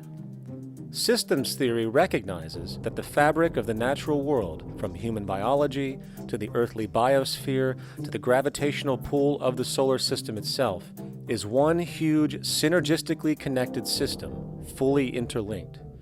Just as human cells connect to form our organs, and the organs connect to form our bodies, and since our bodies cannot live without the earthly resources of food, air, and water, we are intrinsically connected to the earth, and so on. So, as nature suggests, we take all of this inventory and tracking data and create a system to manage it. A global resource management system, in fact, to account for every relevant resource on the planet. There is simply no logical alternative if our goal as a species is survival in the long run. We have to keep track as a whole. That understood, we can now consider production. How do we use all this stuff? What will our process of production be, and what do we need to consider to make sure it is as optimized as possible to maximize our sustainability? Well, the first thing that jumps right out at us is the fact that we need to constantly try and preserve. The planet's resources are essentially finite, so it is important that we be strategic. Strategic preservation is key. The second thing we recognize is that some resources are really not as good as others in their performance. In fact, some of this stuff, when put into use, has a terrible effect on the environment, which invariably hinders our own health. For example, oil and fossil fuels, no matter how you cut it, release some pretty destructive agents into the environment. Therefore, it is critical we do our best to use such things only when we really have to, if at all. Fortunately for us, we see a ton of solar, wind, tidal, wave, heat differential, and geothermal possibilities for energy production, so we can strategize objectively about what we use and where to avoid what could be called negative retroactions, or anything that results from production or use that damages the environment and hence ourselves. We will call this strategic safety to couple in with our strategic preservation. But production strategies do not stop there. We are going to need an efficiency strategy for the actual mechanics of production itself. And what we find is that there are roughly 3 specific protocols we must adhere to. 1. Every good we produce must be designed to last as long as possible. Naturally, the more things break down, the more resources we are going to need to replace them, and the more waste produced. 2. When things do break down or are no longer usable for whatever reason, it is critical that we harvest or recycle as much as we possibly can. So the production design must take this into account directly at the very earliest stages. 3. Quickly evolving technologies, such as electronics, which are subject to the fastest rates of technological obsolescence, would need to be designed to foreshadow and accommodate physical updates. The last thing we want to do is throw away an entire computer system just because it has only one broken part or is outdated. So we simply design the components to be easily updated, part by part, standardized and universally interchangeable, foreshadowed by the current trend of technological change.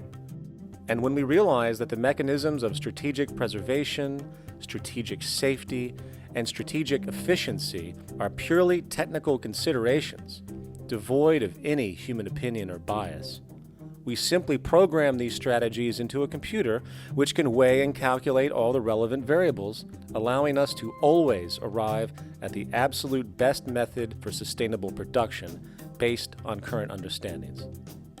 And while that might sound complex, all it is a glorified calculator. Not to mention, such multivariate decision-making and monitoring systems are already used across the world today for isolated purposes. It is simply a process of scaling it out. So, now we not only have our resource management system, but also a production management system, both of which are easily computer automated to maximize efficiency, preservation, and safety. The informational reality is that the human mind, or even a group of humans, cannot track what needs to be tracked. It must be done by computers, and it can be. And this brings us to the next level, distribution. What sustainability strategies make sense here? Well, since we know that the shortest distance between 2 points is a straight line, and since energy is required to power transport machines, the less transport distance, the more efficient. Producing goods in one continent and shipping them over to another only makes sense if the goods in question simply cannot be produced in the target area. Otherwise, it is nothing but wasteful. We must localize production so distribution is simple, fast, and requires the least amount of energy. We'll call this the proximity strategy, which simply means we reduce the travel of goods as much as possible, whether raw materials or finished consumer products. Of course, it might also be important to know what goods we are transporting and why, and this falls under the category of demand. And demand is simply what people need to be healthy and to have a high quality of life. The spectrum of material human needs range from core life-supporting necessities, such as food, clean water, shelter, to social and recreational goods, which allow for relaxation and personal social enjoyment, both important factors in human and social health overall. So, very simply, we take another survey. People describe their needs, demand is assessed, and production begins based on that demand. And since the level of demand of different goods will naturally fluctuate and change around different regions, we need to create a demand distribution tracking system, so to avoid overruns and shortages. Of course, this idea is old news. It is used in every major store chain today to make sure they keep up with their inventory. Only this time we are tracking on a global scale. But, wait a minute, we really can't fully understand demand if we don't account for the actual usage of the good itself. Is it logical and sustainable for every single human to, say, have one of everything made, regardless of their usage? No. That would be simply wasteful and inefficient. If a person has a need for a good, but that need is only for, say, 45 minutes a day on average, it would be much more efficient if that good was made available to them and to others when needed.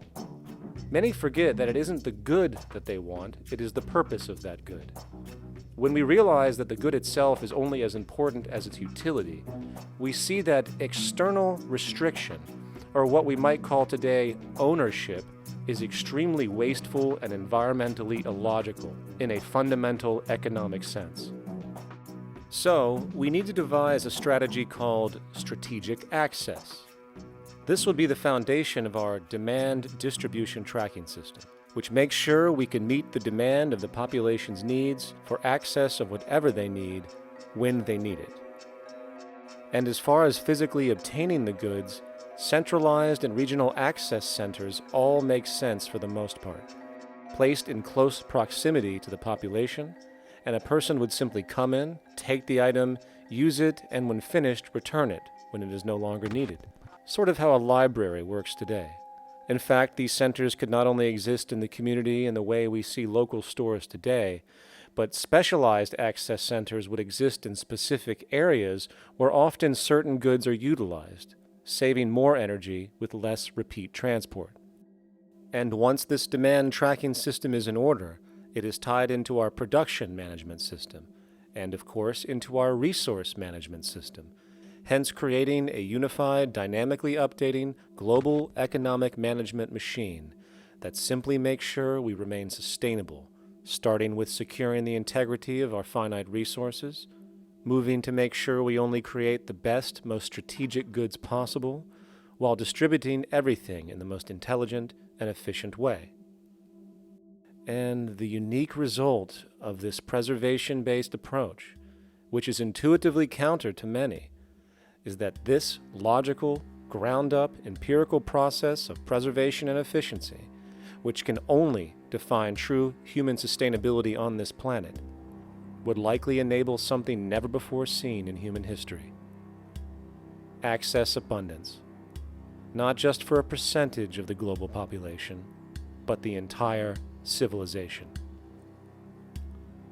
This economic model, as was just generalized, this responsible systems approach to total Earth resource management and processes, designed again to do nothing less than take care of humanity as a whole in the most efficient and sustainable way, could be termed a resource-based economy. The idea was defined in the 1970s by structural engineer Jacques Fresco. He understood back then that society was on a collision course with nature and itself, unsustainable on every level. And if things didn't change, we would destroy ourselves one way or another. Are all these things you're saying, Jacques, could they be built with what we know today, or are some of these things, are you guessing based on what we know today? No. All of these things can be built with what we know today. It would take 10 years to change the surface of the earth, to rebuild the world into a second Garden of Eden. The choice lies with you. The stupidity of a nuclear arms race, the development of weapons, trying to solve your problems politically by electing this political party or that political party, that all politics is immersed in corruption. Let me say it again. Communism, socialism, fascism, the Democrats, the liberals, we want to absorb human beings. All organizations that believe in a better life for man, there are no Negro problems or Polish problems or Jewish problems or Greek problems or women's problems. They're human problems. I'm not afraid of anybody. I don't work for anyone. No one can discharge me. I have no boss. I am afraid to live in the society we live in today. Our society cannot be maintained by this type of incompetency. It was great, the free enterprise system, about 35 years ago. That was the last of its usefulness. Now we've got to change our way of thinking or perish. The horror movies of the future will be our society, the way it didn't work. And politics would be part of a horror movie. Lots of people today use the term cold science because they're analytical. And they don't even know what analytical means. Science means closer approximations of the way the world really works. So it's telling the truth, is what it is.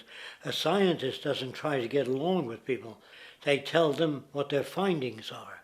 They have to question all things. And if some scientist comes up with an experiment that shows certain materials have certain strength, other scientists have to be able to duplicate that experiment and come up with the same results. Even if a scientist feels that an airplane wing, due to mathematics or calculations, can hold up a given amount of weight, they still pile sandbags on it to see when it breaks. And they say, you know, my calculations are right, or they're not correct. I love that system because it's free of bias and free of thinking that math can solve all the problems. You have to put your math to test also. I think that every system that can be put to test should be put to test. And that all decisions should be based upon research. A resource-based economy is simply the scientific method applied to social concern, an approach utterly absent in the world today. Society is a technical invention, and the most efficient methods of optimized human health, physical production, distribution, city infrastructure, and the like reside in the field of science and technology, not politics or monetary economics. It operates in the same systematic way as, say, an airplane, and there is no Republican or liberal way to build an airplane. Likewise, nature itself is the physical referent we use to prove our science, and it is a set system, emerging only from our increased understanding of it. In fact, it has no regard for what you subjectively think or believe to be true. Rather, it gives you an option. You can learn and fall in line with its natural laws and conduct yourself accordingly, invariably creating good health and sustainability, or you can go against the current to no avail. It doesn't matter how much you believe you can just stand up right now and walk on the wall next to you. The law of gravity will not allow it. If you do not eat, you will die. If you are not touched as an infant, you will die. As harsh as it may sound, nature is a dictatorship, and we can either listen to it and come in harmony with it, or suffer the inevitable adverse consequences. So, a resource-based economy is nothing more than a set of proven, life-supporting understandings where all decisions are based upon optimized human and environmental sustainability. It takes into account the empirical life ground, which every human being shares as a need, regardless, again, of their political or religious philosophy. There is no cultural relativism to this approach. It isn't a matter of opinion. Human needs are human needs, and having access to the necessities of life, such as clean air, nutritious food, and clean water, along with a positively reinforcing, stable, nurturing, and non-violent environment, is demanded for our mental and physical health, our evolutionary fitness, and hence the species' survival itself. A resource-based economy would be based upon available resources. You can't just bring a lot of people to an island or build a city of 50,000 people without having access to the necessities of life. So when I use the term a comprehensive systems approach, I'm talking about doing an inventory of the area first and determining what that area can supply, not just architectural approach, not just design approach, but design must be based on all of the requirements to enhance human life. And that's what I mean by an integrated way of thinking. Food, clothing, shelter, warmth, love, all those things are necessary. If you deprive people of any of them, you have a lesser human being, less capable of functioning. As previously outlined, a resource-based economy's ground-up, global, systems approach to extraction, production, and distribution is based upon a set of true economic mechanisms, or strategies, which guarantee efficiency and sustainability in every area of the economy. So, continuing this train of thought regarding logical design, what is next in our equation? Where does all this materialize? Cities. The advent of the city is a defining feature of modern civilization.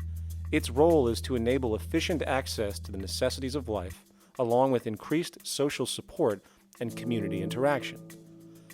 So how would we go about designing an ideal city? What shape should we make it? Square? Trapezoid? Well, given we're going to be moving around the thing, we might as well make it as equidistant as possible for ease, hence the circle. What should the city contain? Well, naturally we need a residential area, a goods production area, a power generation area, an agricultural area. But we also need nurturing as human beings, hence culture, nature, recreation, and education.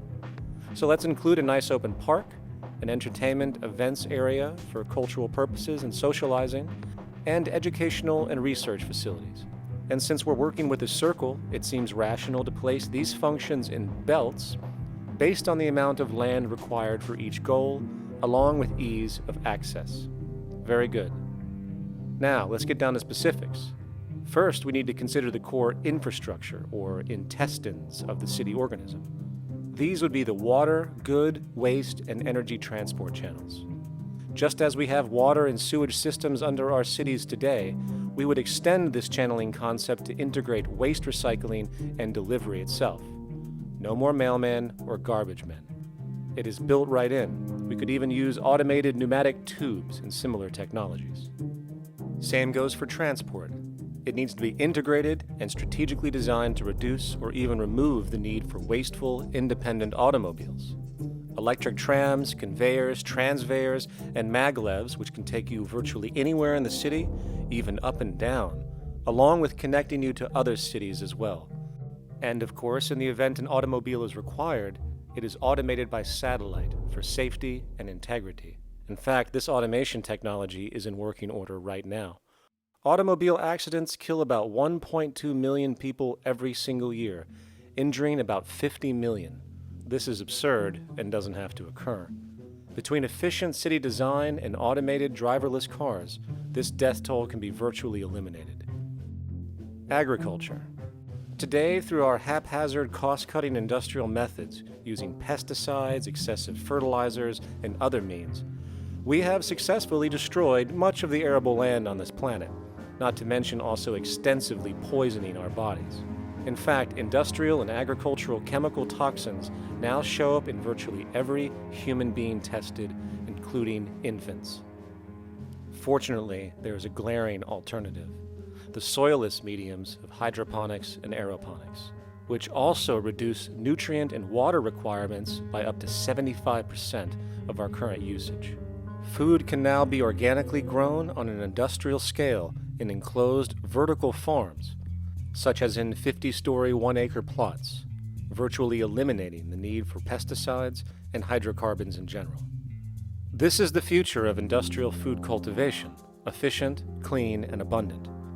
So, such advanced systems would be, in part, what comprise our agricultural belt, producing all the food required for the entire city's population, with no need to import anything from the outside, saving time, waste, and energy. And speaking of energy, the energy belt would work in a systems approach to extract electricity from our abundant renewable mediums, specifically wind, solar, geothermal, and heat differentials, and if near water potentials, tidal and wave power. To avoid intermittency and make sure a positive net energy return occurs, these mediums would operate in an integrated system, powering each other when needed, while storing excessive energy to large supercapacitors under the ground, so nothing can go to waste. And not only does the city power itself, particular structures will also power independently and generate electricity through photovoltaic paints, structural pressure transducers, the thermocouple effect, and other current but underutilized technologies. But of course, this begs the question, how does this technology and goods in general get created in the first place? This brings us to production. The industrial belt, apart from having hospitals and the like, would be the hub of factory production.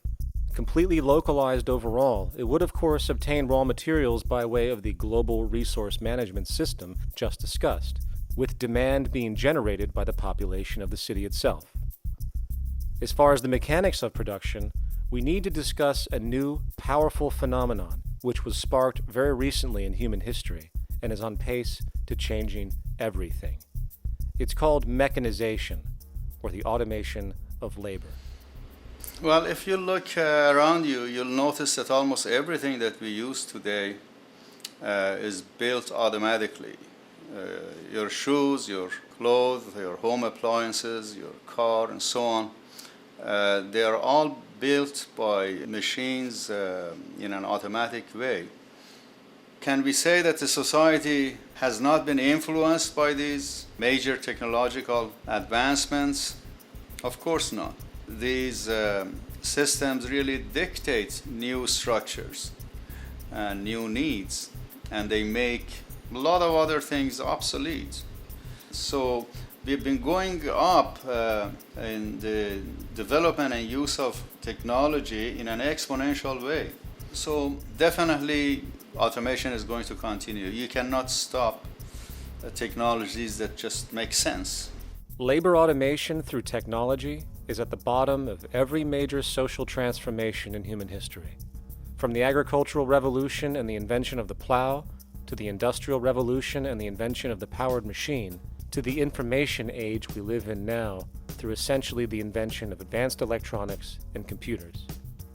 And with regard to advanced production methods today, mechanization is now evolving on its own, moving away from the traditional method of assembling component parts into a configuration into an advanced method of creating entire products in one single process.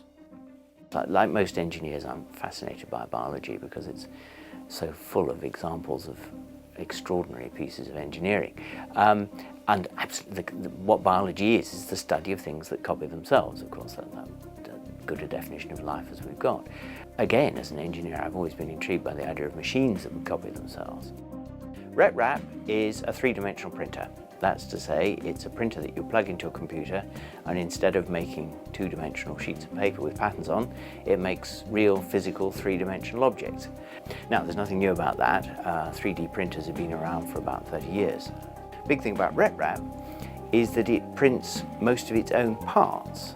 And so if you've got one, you can make another one and give it to a friend, as well as being able to print lots of useful things. From the simple printing of basic household goods in your home, to the printing of an entire automobile body in one swoop, advanced automated 3D printing now has the potential to transform virtually every field of production, including home construction. Contour crafting is actually a fabrication technology, the so-called 3D printing, when you directly build a 3D object from a computer model. Using contour crafting, it will be possible to build a 2,000 square foot home entirely by the machine in one day. The reason that people are interested in automating construction is that it really brings a lot of benefits. For example, construction is pretty labor intensive, and although it provides job for a sector of the society, it also has issues and complications. For example, construction is the most dangerous job that there is. It is worse than mining and agriculture. It has got the highest level of fatality almost in every country. Another issue is the waste. An average home in the United States has 3 to 7 tons of waste. So this is huge if we look at the impact of construction and knowing that about 40% of all materials in the world are used in construction. So big waste of energy and resources and big damage to the environment as well. Making homes using hammers and nails and wood with the state of our technology today is really absurd and will go the way of our labor class in regards to manufacturing in the United States. Recently, there was a study by economist David Autor of MIT that states that our middle class is obsolete and being replaced by automation. Quite simply, mechanization is more productive, efficient, and sustainable than human labor in virtually every sector of the economy today. Machines do not need vacations, breaks, insurance, pensions, and they can work 24 hours a day every day. The output potential and accuracy compared to human labor is unmatched. The bottom line, repetitive human labor is becoming obsolete and impractical across the world, and the unemployment you see around you today is fundamentally the result of this evolution of efficiency in technology. For years, market economists have dismissed this growing pattern, which could be called technological unemployment, because of the fact that new sectors always seem to emerge to reabsorb the displaced workers. Today, the service sector is the only real hub left and currently employs over 80% of the American workforce, with most industrialized countries maintaining a similar proportion. However, this sector is now being challenged increasingly by automated kiosks, automated restaurants, and even automated stores. Economists today are finally acknowledging what they have been denying for years. Not only is technological unemployment exacerbating the current labor crisis we see across the world due to the global economic downturn, but the more the recession deepens, the faster the industries are mechanizing. The catch, which is not realized, is that the faster they mechanize to save money, the more they displace people, the more they reduce public purchasing power. This means that while the corporation can produce everything more cheaply, fewer and fewer people will actually have money to buy anything, regardless of how cheap they become. The bottom line is that the labor for income game is slowly coming to an end. In fact, if you take a moment to reflect on the jobs which are in existence today, which automation could take over right now if applied, 75% of the global workforce could be replaced by mechanization tomorrow. And this is why, in a resource-based economy, there is no monetary market system, no money at all, for there is no need. A resource-based economy recognizes the efficiency of mechanization and accepts it for what it offers. It doesn't fight it like we do today. Why? Because it is irresponsible not to, given any interest in efficiency and sustainability. And this brings us back to our city system. In the center is the central dome, which not only houses the educational facilities and transportation hub, it also hosts the mainframe that runs the city's technical operations. The city is, in fact, one big automated machine. It has sensors in all technical belts to track the progress of agriculture, energy gathering, production, distribution, and the like. Now, would people be needed to oversee these operations in the event of a malfunction or the like?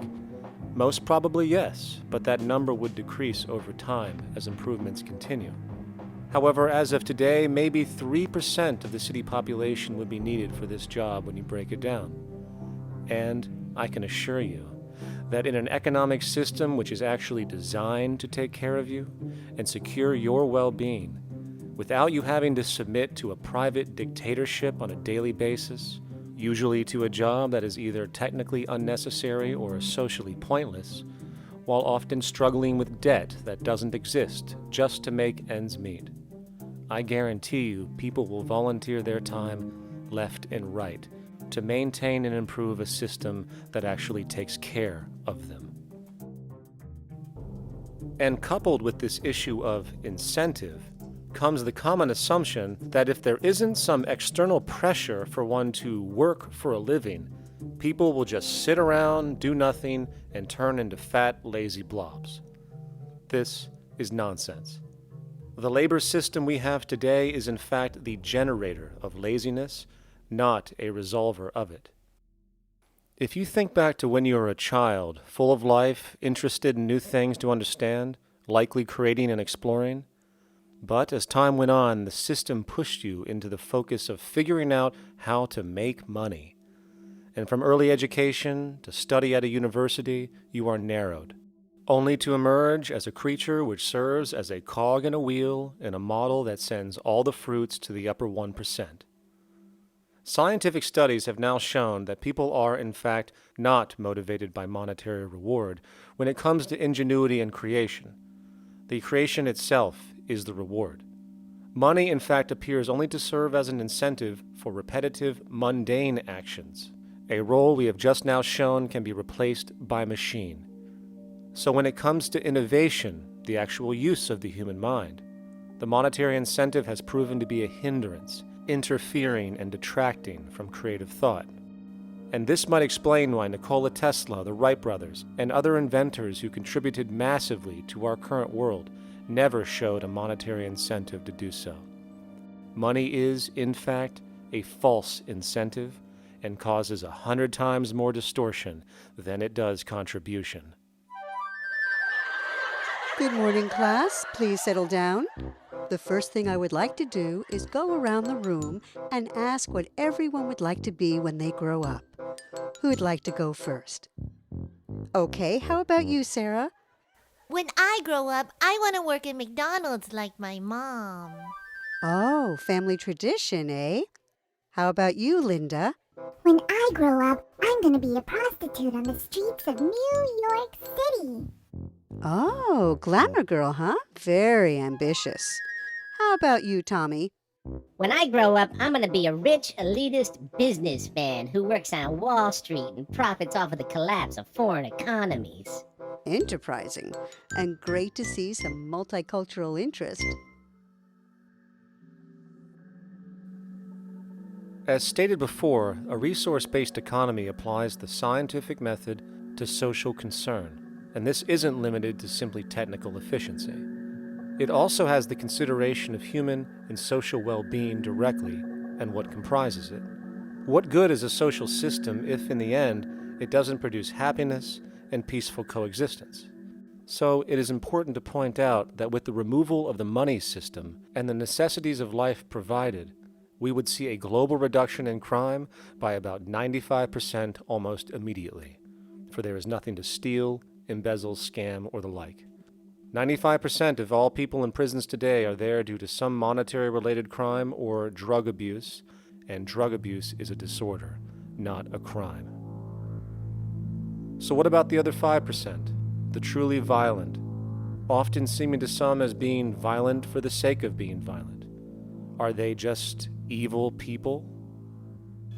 The reason that I frankly think it's a waste of time to engage in moral value judgments about people's violence is because it doesn't advance by one iota our understanding of either the causes or the prevention of the violent behavior.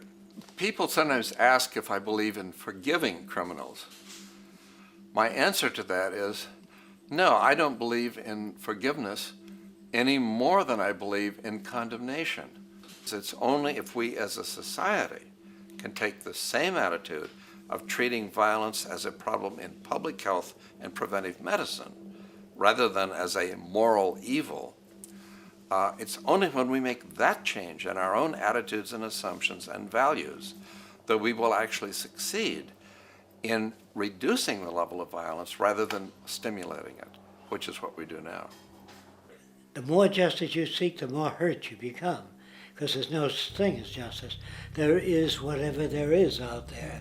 That's it.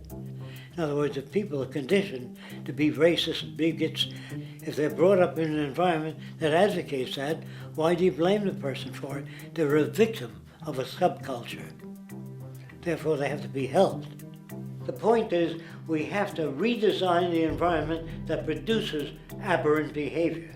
That's the problem, not putting a person in jail. That's why judges, lawyers, freedom of choice, such concepts are dangerous, because it gives you misinformation that the person is bad or that person is a serial killer. Serial killers are made just like soldiers become serial killers with a machine gun. They become killing machines, but nobody looks at them as murderers or assassins because that's natural. So we blame people. We say, well, this guy was a Nazi, he tortured Jews. No, he was brought up to torture Jews. Once you accept the fact that people have individual choices and they're free to make those choices, free to make choices means without being influenced. And I can't understand that at all. All of us are influenced in all our choices by the culture we live in, by our parents, and by the values that dominate. So we're influenced. So there can't be free choices. What's the greatest country in the world? The true answer, I haven't been all over the world, and I don't know enough about different cultures to answer that question. I don't know anybody that speaks that way. They say, good old USA, the greatest country in the world. There's no survey. Have you been to India? No. Have you been to England? No. Have you been to France? No. What do you make your assumptions on? They can't answer. They get mad at you. They say, well, God damn it, who the hell are you to tell me what to think? You know, don't forget, you're dealing with aberrated people. They're not responsible for their answers. They're victims of culture. That means they've been influenced by their culture.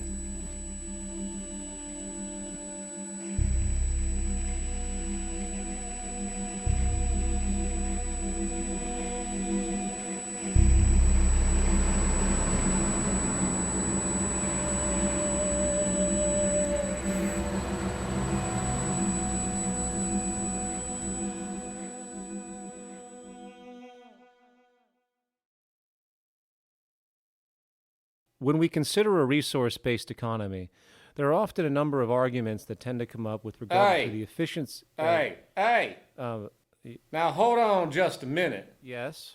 I know what this is. This is called Marxism, buddy. Stalin killed 800 billion people because of ideas like this. My father died in the gulag. Hold on. Communist, fascist. You don't like America, you should just leave. All right, everybody just calm down. To the New World Order. Death to the New World Order. And as the irrationality of the audience grew, shocked and confused, suddenly the narrator suffered a fatal heart attack. And the seemingly communist propaganda film was no more.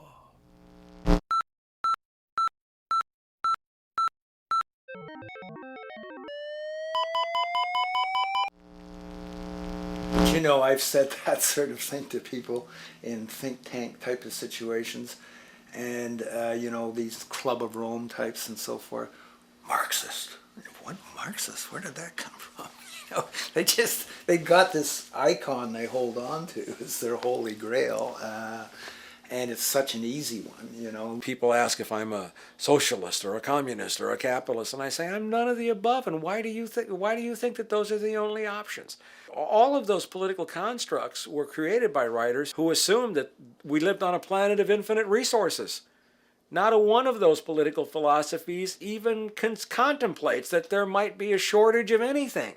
I believe that communism, socialism, free enterprise, fascism are part of social evolution, that you can't take a giant step from one culture to another But they're in-between systems. Before there's any ism, we've got a life ground, and the life ground is, as I just described most easily, it's all the conditions required to take your next breath, and that involves the air you breathe, the water you get, the safety you have, the education you can access, all these things that we share and use and that no life in any culture can do without. So we've got to reset down to the life ground, and the life ground is no longer any ism.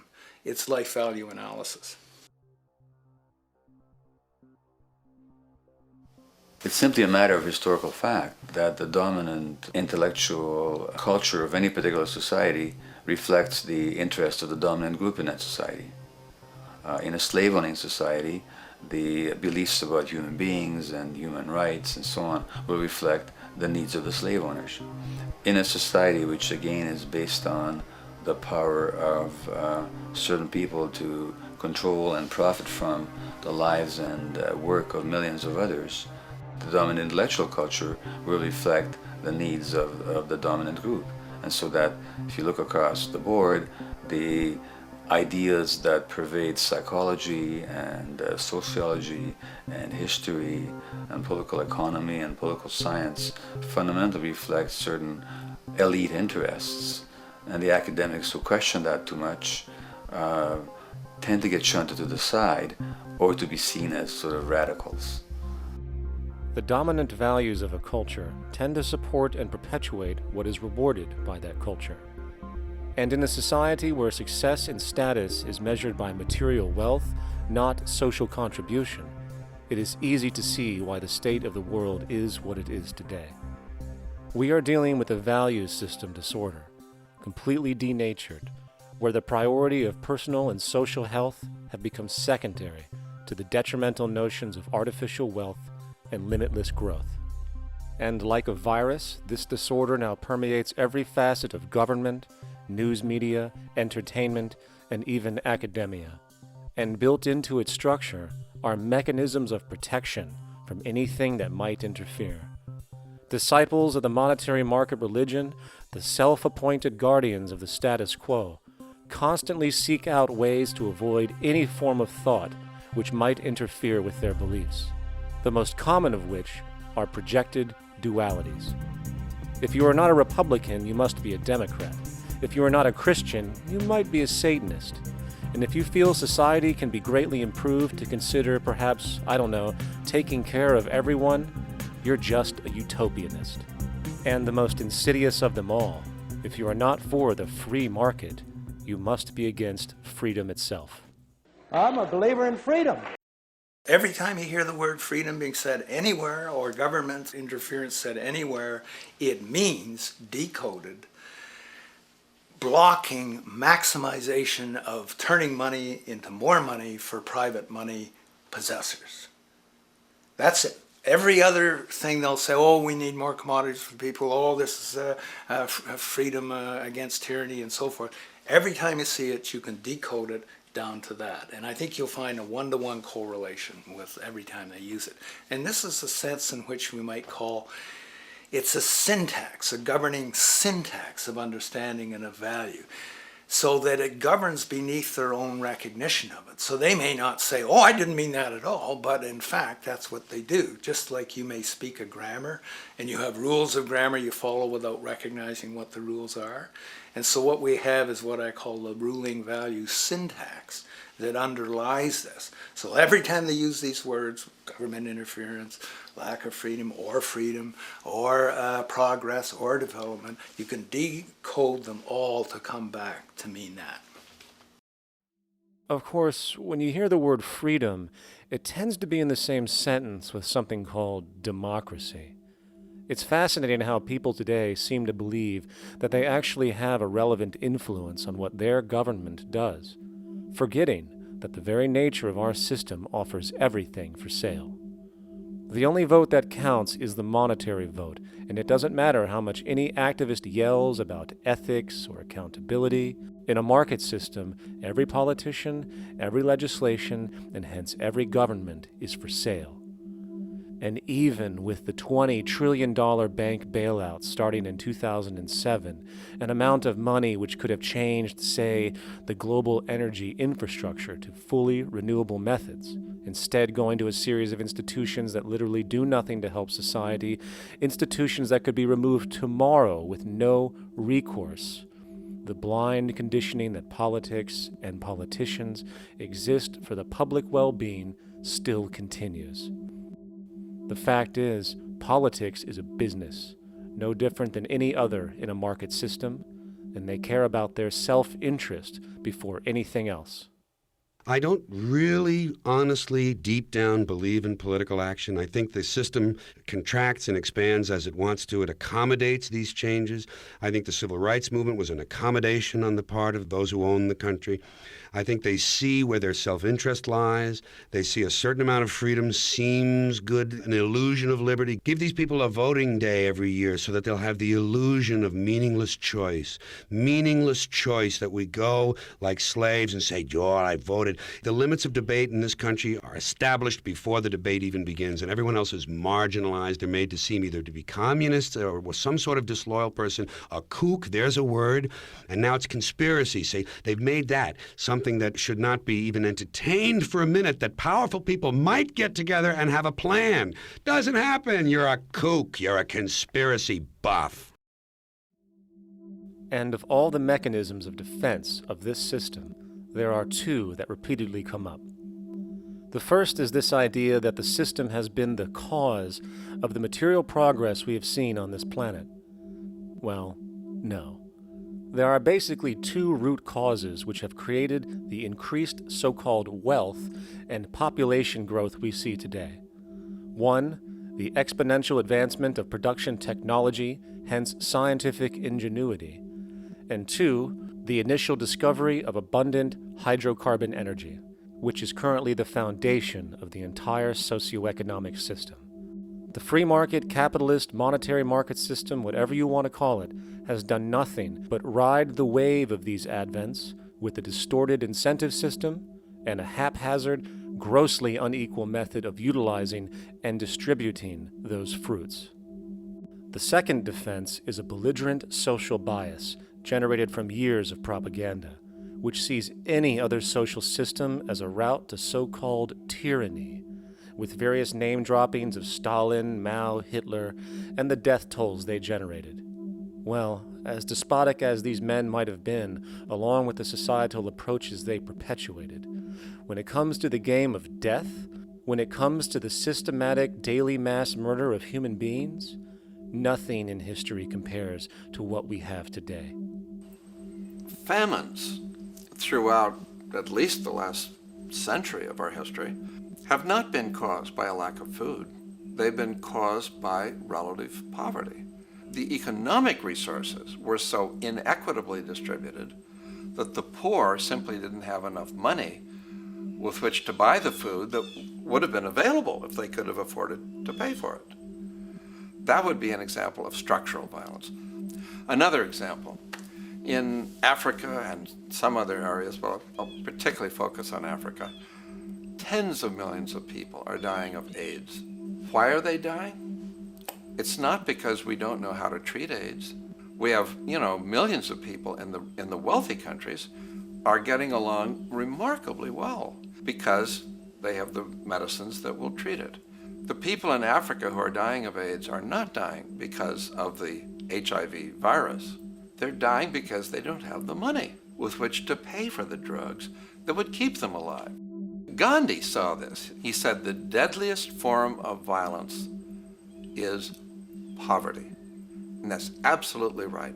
Poverty kills far more people than all the wars in history, more people than all the murderers in history, more than all the suicides in history. Not only does structural violence kill more people than all the behavioral violence put together, structural violence is also the main cause of behavioral violence.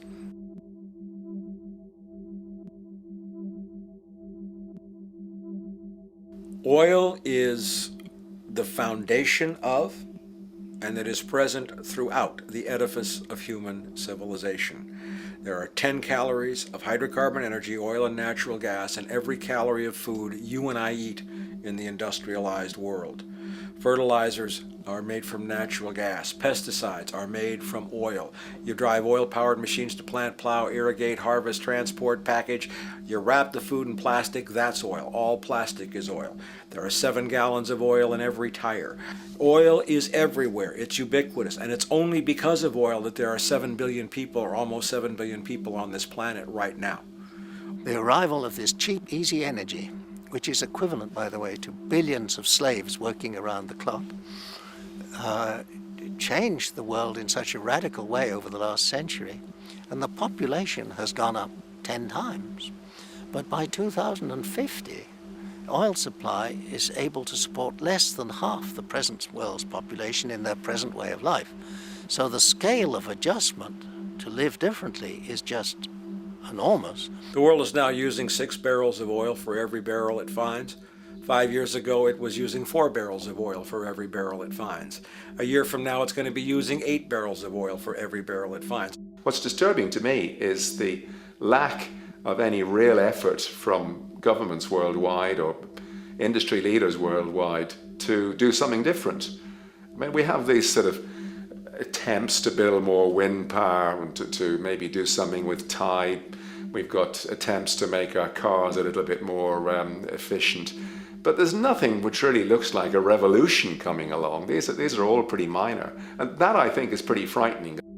And the governments who are driven by these economists who don't really appreciate what we're talking about are trying to stimulate consumerism to restore past prosperity in the hope that they can restore the past. They're printing yet more money lacking any collateral at all. So if the economy improves and recovers and growth, the famous growth comes back, it'll only be short-lived because within a short period of time, counted in months rather than years, it'll hit the supply barrier again. There'll be another price shock and a deeper recession. So I think we go into a series of vicious circles. So you have the economic growth going up, price spike, everything shuts down, that's where we are now.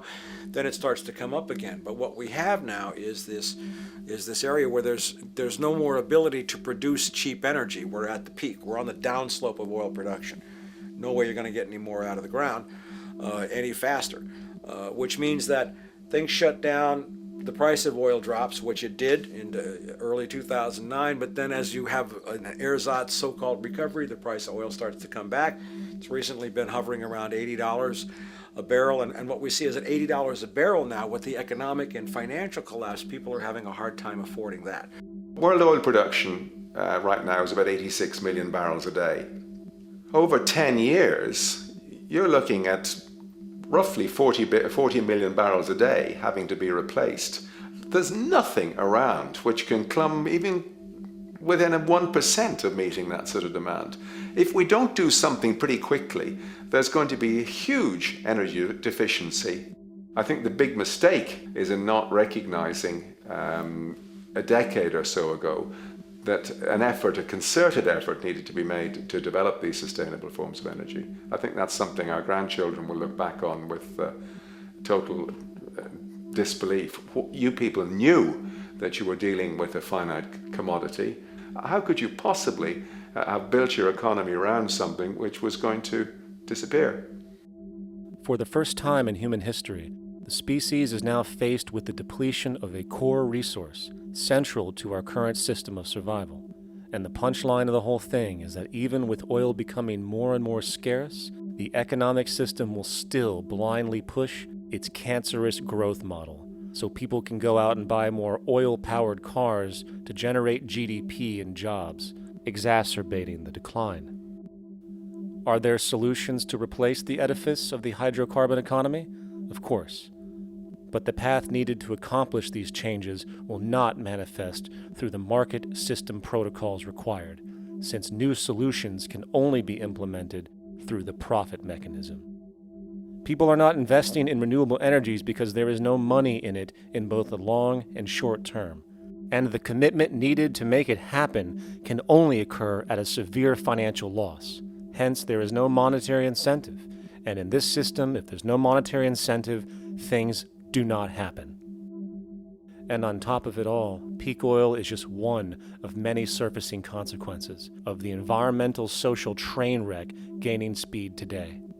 Other declines include freshwater, the very fabric of our existence, which is currently showing shortages for 2.8 billion people, and those shortages are on pace to reach 4 billion by 2030. Food production, the destruction of arable cropland, from which 99.7% of all human food comes from today, is occurring up to 40 times faster than it is being replenished. And over the last 40 years, 30% of the arable land has become unproductive. Not to mention that hydrocarbons are the backbone of agriculture today, and as it declines, so will the food supply. As far as resources in general, at our current patterns of consumption, by 2030 we will need 2 planets to continue our rates. Not to mention the continual destruction of life-supporting biodiversity, causing extinction spasms and environmental destabilization across the globe. And with all of these declines, we have the near exponential population growth, where by 2030 there might be over 8 billion people on this planet. Energy production alone would need to increase 44% by 2030 to meet such demand. And again, since money is the only initiator of action, are we to expect that any country on the planet is going to be able to afford the massive changes needed to revolutionize agriculture, water processing, energy production, and the like, when the global debt pyramid scheme is slowly shutting the entire world down? Not to mention the fact that the unemployment you currently see is going to become normality due to the nature of technological unemployment. The jobs are not coming back. And finally, a broad social perspective. From 1970 to 2010, poverty on this planet doubled due to this system. And given our current state, do you honestly think we will see anything less than more doubling, more suffering, and more mass starvation? There is not going to be any recovery. This is not some long depression that we're someday going to pull out of. I think the next phase we're going to see after the next round of economic collapse is massive civil unrest, when employment checks stop being paid because the states have no money left. And when things get so bad that people lose confidence in their elected leaders, they will demand change if we don't kill each other in the process or destroy the environment. I'm just afraid that we might get to the point of no return.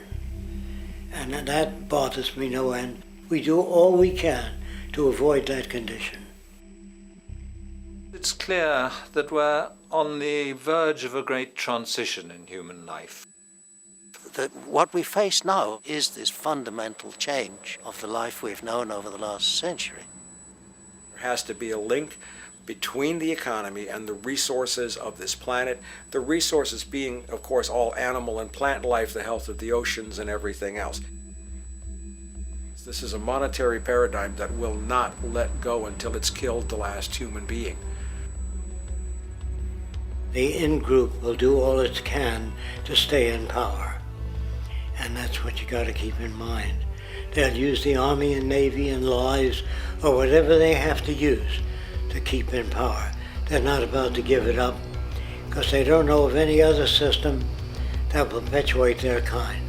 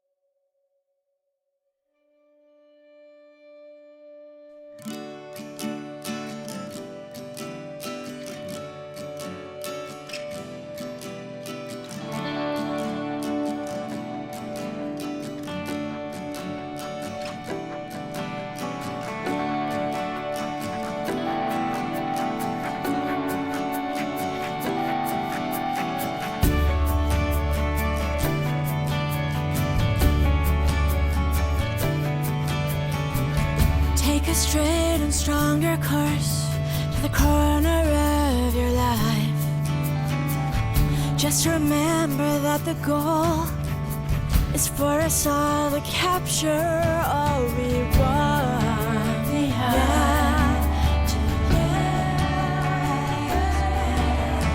Don't surround yourself with yourself. Move on back to squares. Send an instant karma to me, and I shall live with love and care for yourself. 'Cause it's time and time with your time, and its news is captured.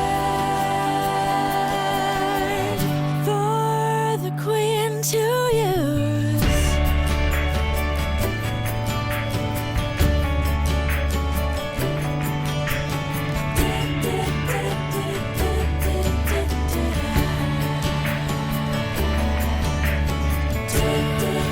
Surround yourself with yourself. Surround yourself.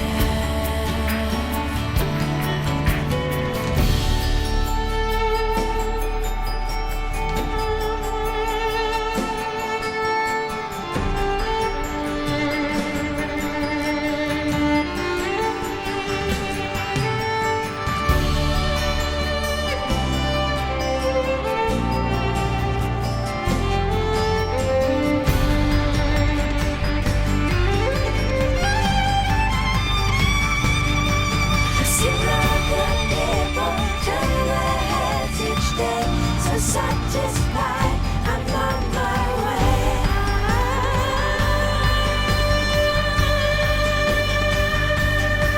I see other people turn their heads each day. So satisfied, I'm on my way.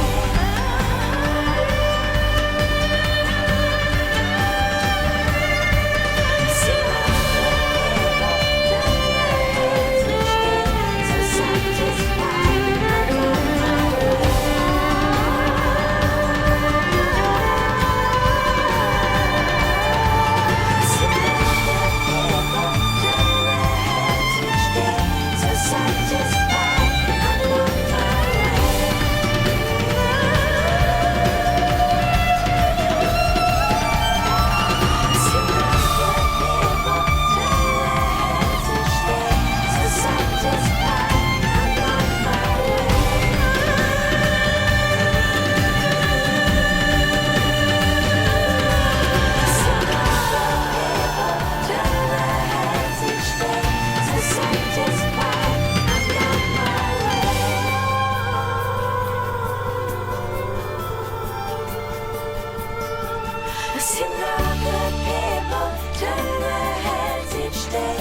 Satisfied, I'm on my way.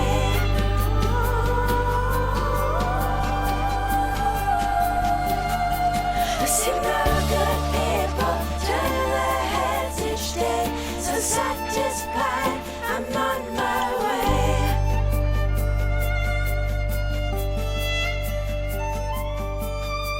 I see no good people turn their heads each day. So satisfied, I'm on my way.